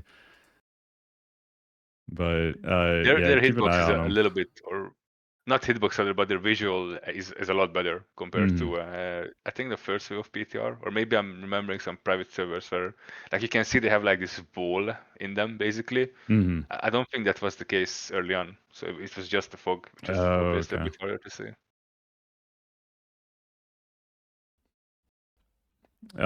You guys want to talk about too, like your timings on using the animal guys here, the celestial guys? I mean, it's basically for we utilize them for the cosmic barrages mostly, where we don't really have any other healer CD up. Like with Swen, it like slows down time, so you can actually dodge them proper, like easier. You can dodge them easier. And then with Nuzao, you have so much health that even if you get hit, you're still okay, basically. And then Chiji is for whenever both bosses are up, basically. And then Yulon is at some point in this phase. It's again where we don't have anything for the one of the nuclear infernos. We just use Yulon and then you're completely safe. Yeah, we're actually quite different. We don't use Swin to dodge the cosmic shit. We use, if you like, for some reason the boss will restart the channel when Swin pops. So we use it to extend the tiers. And at like 5 seconds left on the channel, you just tell your hunter to go. And then it takes him like 2 seconds to activate, and then it restarts, you're getting a full another 10 seconds uptime. So instead of like whatever 10 normal, you have 20 seconds of the boss spinning on the raid. This gives you some free damage. Yeah, And that's then what everything we've else been we use doing. always in the Swim phase. We had a lot of raid cooldowns set up for the barrages, and we just used the animals in Swim phase. And then we just, last phase you can only get one off anyway, so we just GG to kill the boss. And then all the ads spawn too from the first phase that were hidden, which we love, and brought by as usual, not killing them. Yep. They're just still alive, still funneling, and we love that. Yeah. I mean, this is a pretty big like raid-wide effort, basically. Like it's harder than it seems to pull off, not just to live, but for everyone else to like restrain themselves and not do AoE. Yeah. Even like some classes are even skipping some single target damage in favor of not doing AoE, just for the mobs to stay alive properly. So it's like really like a team-wide effort, basically. It took us a long time to explain to Warriors that their one trigger blade storm was definitely not worth pressing. Yeah. Yeah, Yeah, we've Bladestorm is a There's single target multiple game things like that. when you're hitting Apparently it is. 50 mobs with it. Yep. Well, why not? The thunderclap here and there, might as well. No, yeah. got a pad, right? Oh man. Yeah, we've had the Yeah. same issue where those ads just kind of die instantly. But it warms my heart to see them living so long for you, Nexxer. Getting all that vengeance, getting all that funnel. Yeah. So I guess like one important thing yeah. to mention in this phase is since the like fire strike, I don't know the name of the mechanic, is always on the tank, that can Mhm. actually kill the ice comet. So you gotta make sure that you position in a way so that the Mhm. boss is like close to the comet, but you're not like next to the comet, so that when that ability hits you, you don't instantly one tap the comet with it. And you Yeah. also need to wait a bit before moving. So yeah, like Scorp is currently tanking, and then yeah, it happens now, and then he's moving next to the comet basically, and in a spot Yep. where even if it hits him, it's not gonna hit the comet, basically. Yeah. It's like we always also waited, if a new comet spawns, we waited until the beam and then we moved, because you can never wipe unless you kill the crystal. Like the boss stacks can't get out of control because you're dragging the boss blade. Yeah. They only get out of control if you're killing the ice crystal. Mm-hmm. Pretty much. And then On a side note, this yeah. boss is gonna be really horrible with high gear because you're gonna have to stop DPS in phase 1 for so long. Yeah, I was wondering about that. Like, you just don't get comets, right, if you kill her too quickly? Yeah. Okay. I mean, they surely will change something, right? Like, surely. We're not just gonna sit for like a Surely. minute in Yeah, phase 1. surely. For sure.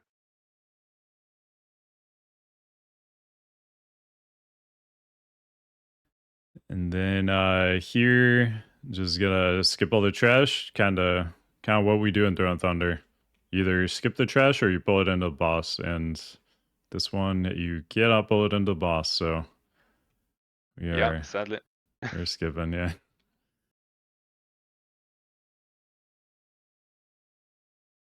It's also super easy to death skip this, like guild that doesn't do all the big tech or whatever. You can just walk up and die to them, right?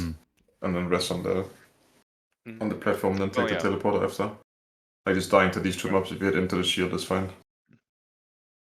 But these two mobs are fairly annoying to kill as well if you don't skip them. So it definitely has high value to skip them, even in just a normal like average run. Like they're pretty annoying to deal with. Yeah, lots of HP, spammer flagged. Yeah. Yeah, so then Lei Shen. This is definitely gonna be a big prog boss for a lot of people, so gonna be a good one to like talk a lot of detail on and go over kind of the reasons why we're doing different things. There was a big bug on this fight we talked about earlier. Do you want to summarize that really quick, Ken? The with the pylon level? Yeah, and how that affects like the cooldown with the static as well, and how that affects like order of abilities. Yeah, with the first one with the static we can go over first, but like what we figured out, we still think this is correct, is that the band-aid fix they made to make the intermissions work properly now is that when the static shock is on a player, like he does the cast and then you get like an 8-second debuff, and during this 8 seconds the boss cannot cast another ability. It's like no matter what he will just not cast anything, and it results in the last phase, like he delays the thunderstruck so much that he can do the ball lightning first. So like he will reverse the ability all in the last phase basically, which is obviously gonna make the fight way harder, yeah? Because now you have like 20 ball lightnings 60 yards away, and how are you gonna control that? It is playable if you spread out and time your grip when they're flying in, but it's just unnecessarily harder. That's why we did change the strat to the way we did. We didn't play Static Shock last phase at all, because we needed to get the boss into a one-shot state every time without any RNG, and that's just what we came up with, playing Bouncing Bolts and Chain instead. Yep. Yeah, until it gets fixed, I think that's for sure the way to do it. Well, I say until. I mean, it very well may never get fixed, so I think this is just the way to do it. Yeah, I don't know, it's like every time I have friends raiding a little bit worse guilds, and every time I help them or they have questions, I always tell them that like the strat is supposed to be worse. I don't think the strat is better, but it's the only way where you're not gonna spend 10 minutes wiping to a bug. And Yeah. if you're only raiding like 4-8 hours a week, then you just want something where you can follow your timer. Because Yeah. if you can't follow the timers, you need people to react. You're gonna wipe way more than people just look at the timer and do what you're told, kind of thing.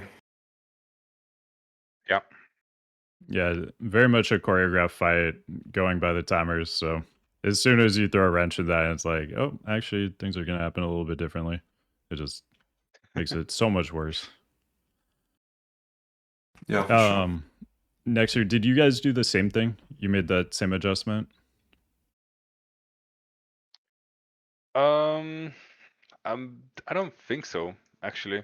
I think we just, I mean, we basically played in a way so that we're not like too far from the boss and not too close either. So we're like ready for any of the mechanics to happen. So it doesn't Okay. matter if we get all lightnings, we're still kind of close enough. And then if we get the thunders, like we have so many externals in the last phase that we just basically overload them for the thunder strike. So unless it literally lands in melee, we are completely fine.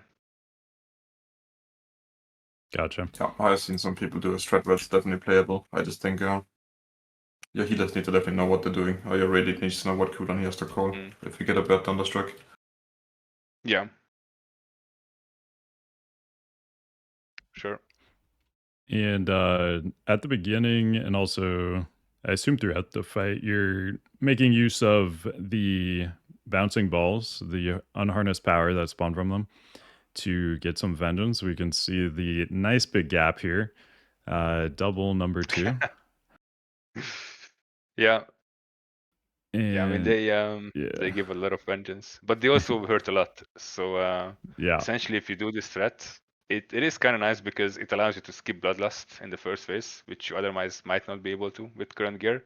But they also hurt a lot. So you will see me having up at least 2 type of damage reductions at any point while I'm tanking them.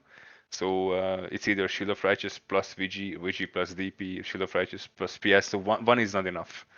Like they do a lot of damage, especially if they are empowered. So which can be dispelled technically. So if you're struggling with defensives, you can have a priest, preferably a shadow priest, because it costs a lot of mana to mass dispel them. But they are mass dispellable. And then if you have DKs, you can also use Dark Sim on them, and you can steal the amplify that they buff for themselves with. It's Okay. pretty nice. Didn't know about that. That's sick. Same goes for spell steal. For your mages, they can take a buff.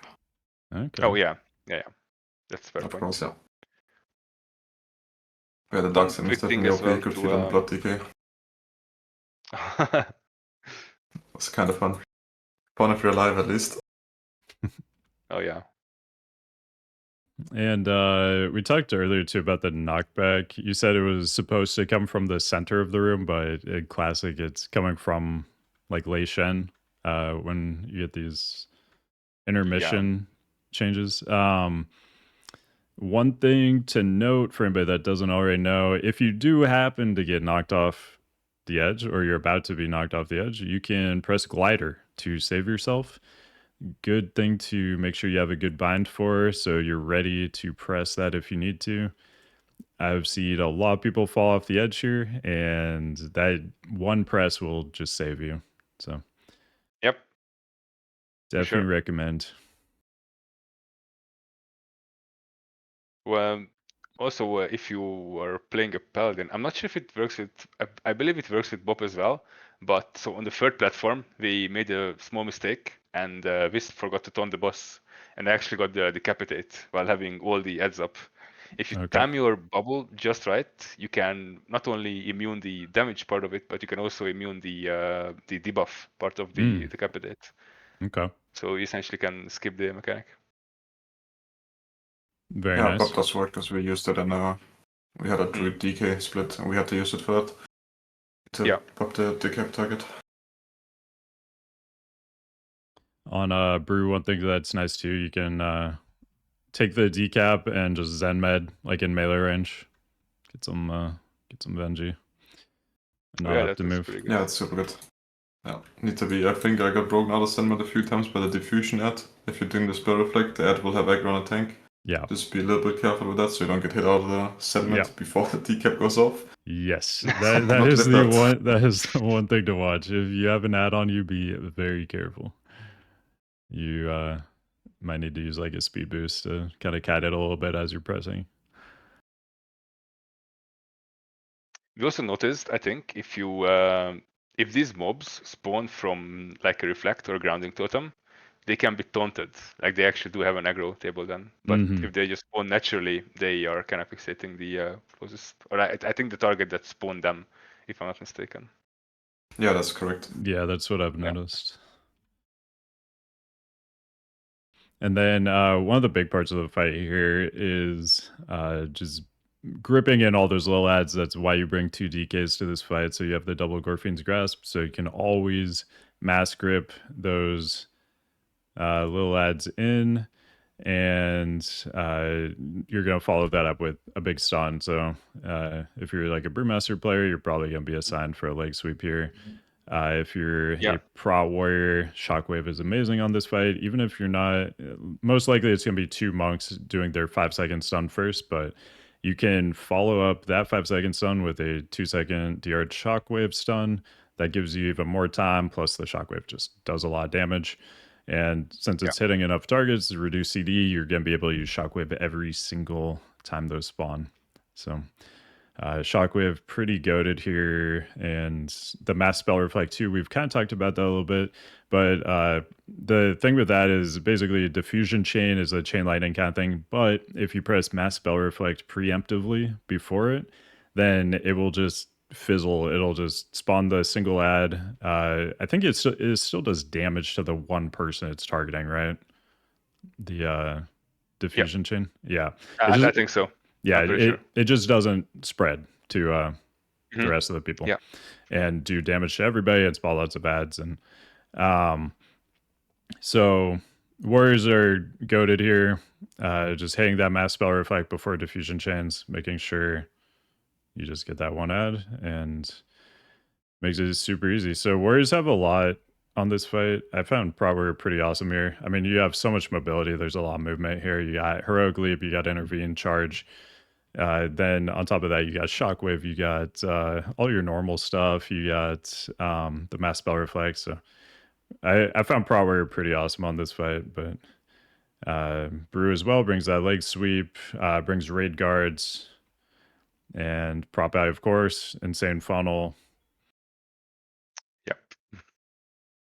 I initially picked Brew as well for this because of the speed taunt between the platforms for the raid damage, but that turned out to be completely irrelevant because the boss can't really kill you anyway, no matter what your tank comp is. So yeah, I mean, I still think Brew is really, really solid here.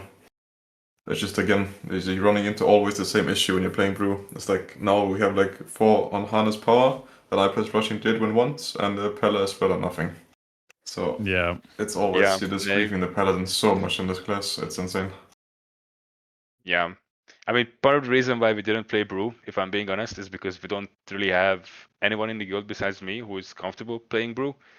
But even if we did, I still would not have voted for that because, yeah, I think it's just kind of griefing the overall value of those ads because Paladin will just do more single target than Monk ever could. If you have like the same amount of vengeance. You also live more, I think. In this gear, Paladin is just it's also the tankiest. Like the Shielded Right is just so good for all this shit. Because you're reducing damage so much constantly with the like the basic 40% DR, right?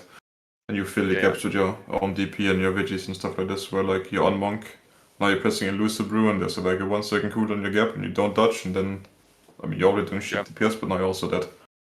So it's just a little bit unlucky. Yeah, Monk life, man. Yeah. Avoidance tanks are not ideal for shit that has to work the first time every time in the race scenarios. Yep. Let's see. Anything else you guys want to talk about here? We can look at last phase a little bit. Not, but I think at least what we did with Wisp is we usually taunt around like 15-ish stacks, basically. We didn't really have like, it's kind of an arbitrary number. We didn't have like anything like agreed upon. It's just kind of like a good zone where you get enough vengeance, but it's also pretty safe. Like you really don't want to have your tanks die in the last phase. Like you want to save your CRs. If you still have CRs, you want to save them for the like the static shocks in case you get like really bad ones. Like Yeah. tank that's here is kinda not ideal. It never is, but especially not here. Also, just the taunt DRs. So if you are taunting at like lower stacks than that too, you can run into taunt DR issues because Right. the stacks just happen too quickly. So yeah, that feels like a pretty safe time to do it, both for damage taken and taunt DR. But I'm sure we'll be seeing some people going very, very high stacks on these in the coming weeks. Oh yeah, I to, mean, there's so much vengeance you can chase yeah, here. You yeah, cannot soak the balls, you can soak the lightning whip, you can never Mhm. taunt. There's like a billion things you can do here. Yeah, the ceiling is gonna be very high. Yeah. For sure. All right, and then There's also the yeah, boss has a lot of gaps, right? Which is like it makes it kind of ideal. You can almost always have a cooldown running when you're tanking him because he will stop, then he will like do the whip, then he will unleash you like 2-3 more times, then he does the thunderstruck.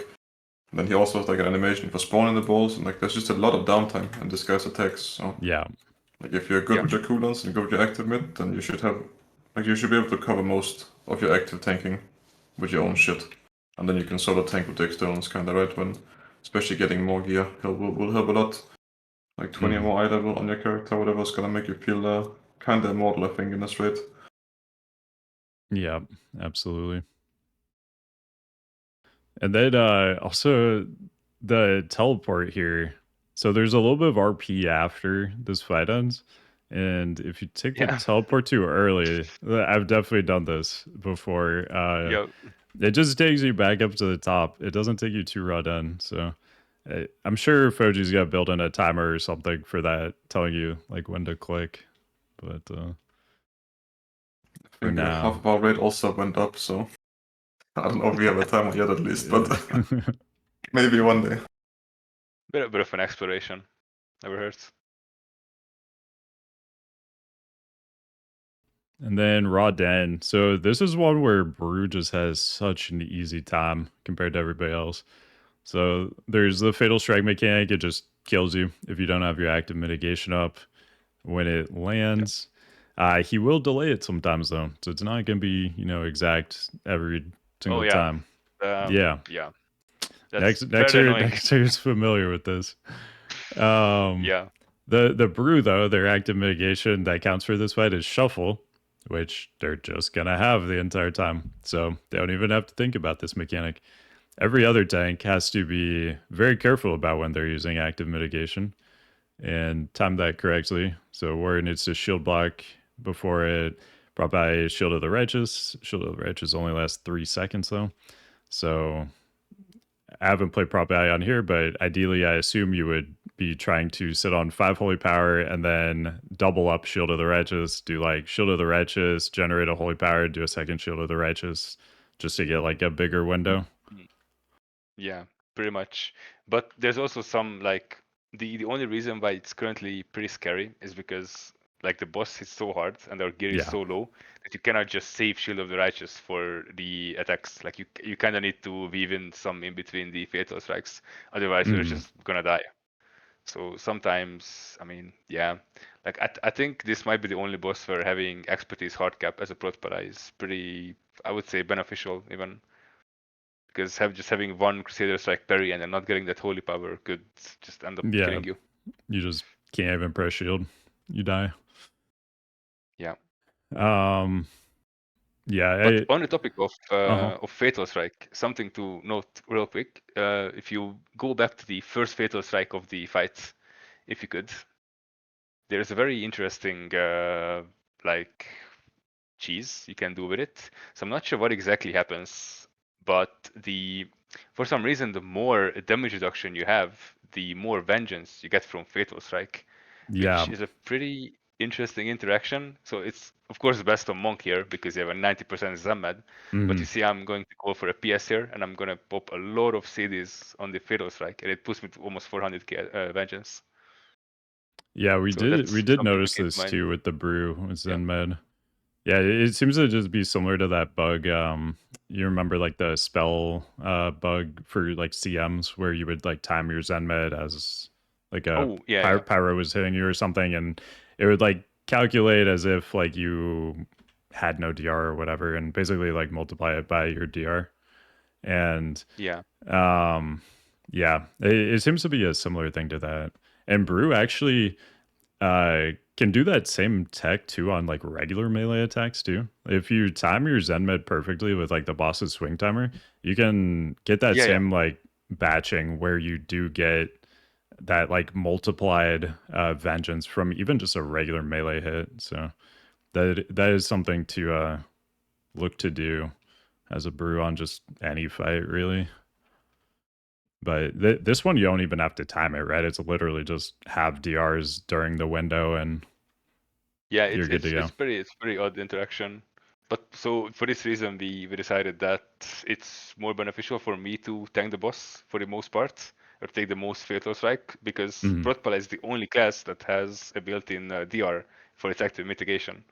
So I mean, I guess to some degree Warrior has as well, but I'm not sure how it interacts with block. To be honest, I've never tried it. But Yeah, I don't know on that one. Yeah. But yeah, it definitely helps a lot. Like you get a lot more vengeance from Pally tanking this boss compared to any other tank due to how Shield of Righteous works. I do also like how you guys deal with the ads here with the double knockback. I was on, we had our brew on Rodin, and I was just dragging those ads out. Didn't feel great, but yeah, the double knockback. Phew, yeah, we definitely need to just do that. It's way better. It's Yeah, quite that's nice. definitely it's definitely safer to drag the ad out though. Or you mean only at the end though, but even tanking outside if you're struggling to kill the boss. Like the chain lightning does a fuck ton of damage from that, especially when they start getting stacks towards 40%. We had like assigned stuns for all of them. You get like a pop-up, so we'd stun after the first chain lightning every time. So we have time to top before the second and try to kill before the third, kinda. Yeah, we just basically had a combat rogue here, and combat rogue has a really long, it's an 8-second kidney, and I mean, if both tanks are pumping that, the ad is just essentially dead in the kidney. It's also nice because rogues have a talent that increases their damage taken by I think 10%. Yeah, on any of their stun targets. Yeah. Super good. Very good. Yeah, you can see just watching the kidney timer here. Like it's literally just one kidney, knock it out, easy. Yeah. Very clean. For the last phase, I mean, this is basically just patchwork. Just send it all the raid CDs, you know, like chaining them back to back. And boss dies at 5.5%, I think. So yeah, keep that in mind too if you're like planning cooldowns or you know whatever. That boss will die early. If you got a taunt in last phase for vengeance or for a tank swap, just make sure you have like a defensive up, like anything. You cannot let the boss melee you without any CDs here. He hits so hard. One tapped. Yes, absolutely.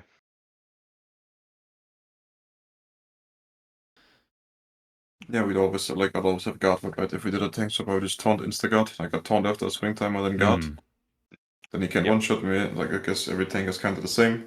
And then when our pallet tank Midori ran out of like if you had a gap in cooldowns, no externals left, because we ran way less warriors than you guys, right? We had like only 2, so we had definitely a gap in cooldowns. I would just take over with 20 seconds of Fort Brew, and then he takes it back after, and that kind of fills the gap. So you can use your off tanks personals as an external as well. It's very important to remember, because like this shit only goes bad if the main tank dies and the off tank doesn't know, because the off tank is gonna get one shot if you can't react to the melee swing. Yeah. If you're sitting dry, hitting the boss, you actually just instantly dead. Like he will just one shot every tank. In low gear at least. Sure, that's a good point.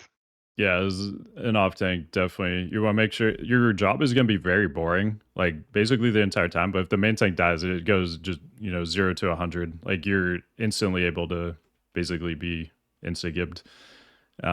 So you should try not to like fall asleep as the off tank on this. You really want to be like fully paying attention so that instantly you can pop that shield wall, whatever, when if the main tank does die here, because you can definitely save a pull. Yeah, for sure. Yeah. All right, guys. You got anything else for Rodden or anything else in Throne of Thunder? I think not actually. I think we covered like pretty much everything. Yeah, I think most guilds should be fine with this, unless you're playing Blood DK, then I'll probably reconsider at least. Definitely, that's gonna make it all a bit DK harder. reroll. Sadly, yeah. Good case, man.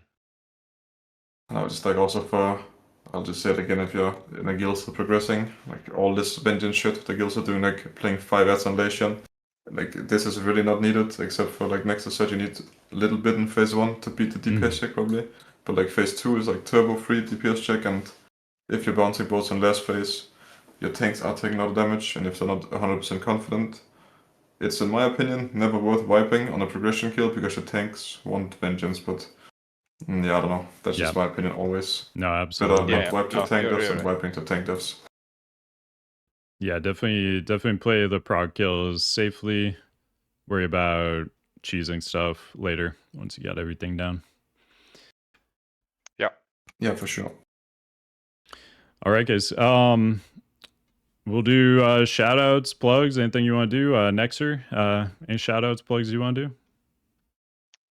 Yeah, I mean, I just wanna give a shout out to Progress actually one last time. I'm actually really proud of the boys and girls. I think we did a pretty good race. It was really clean for the most part. I mean, we obviously had some like micro mistakes, but I think we played really well this tier, and it's just yeah. I mean, it sucks that this happened, but yeah, just a big shout out to Progress. It's been really fun playing with every single one in the guild. Yeah, and I hope to see them again in the future, maybe in Classic Plus or something. Who knows? We'll never know what happens next in Classic. What's the next chapter? But yeah, I hope we make a comeback eventually. Yeah, it's been super fun watching you guys. I mean, I've been watching since 2019 when, you guys were racing to MC and everything. And it's definitely been fun, seeing all the tech over the years, everything you guys come up with. Very creative, very fun. And we're definitely going to miss you guys, but I'm sure you'll be back on. I mean, there's so many different versions of WoW now. So definitely looking forward to, seeing Progress come back in some capacity.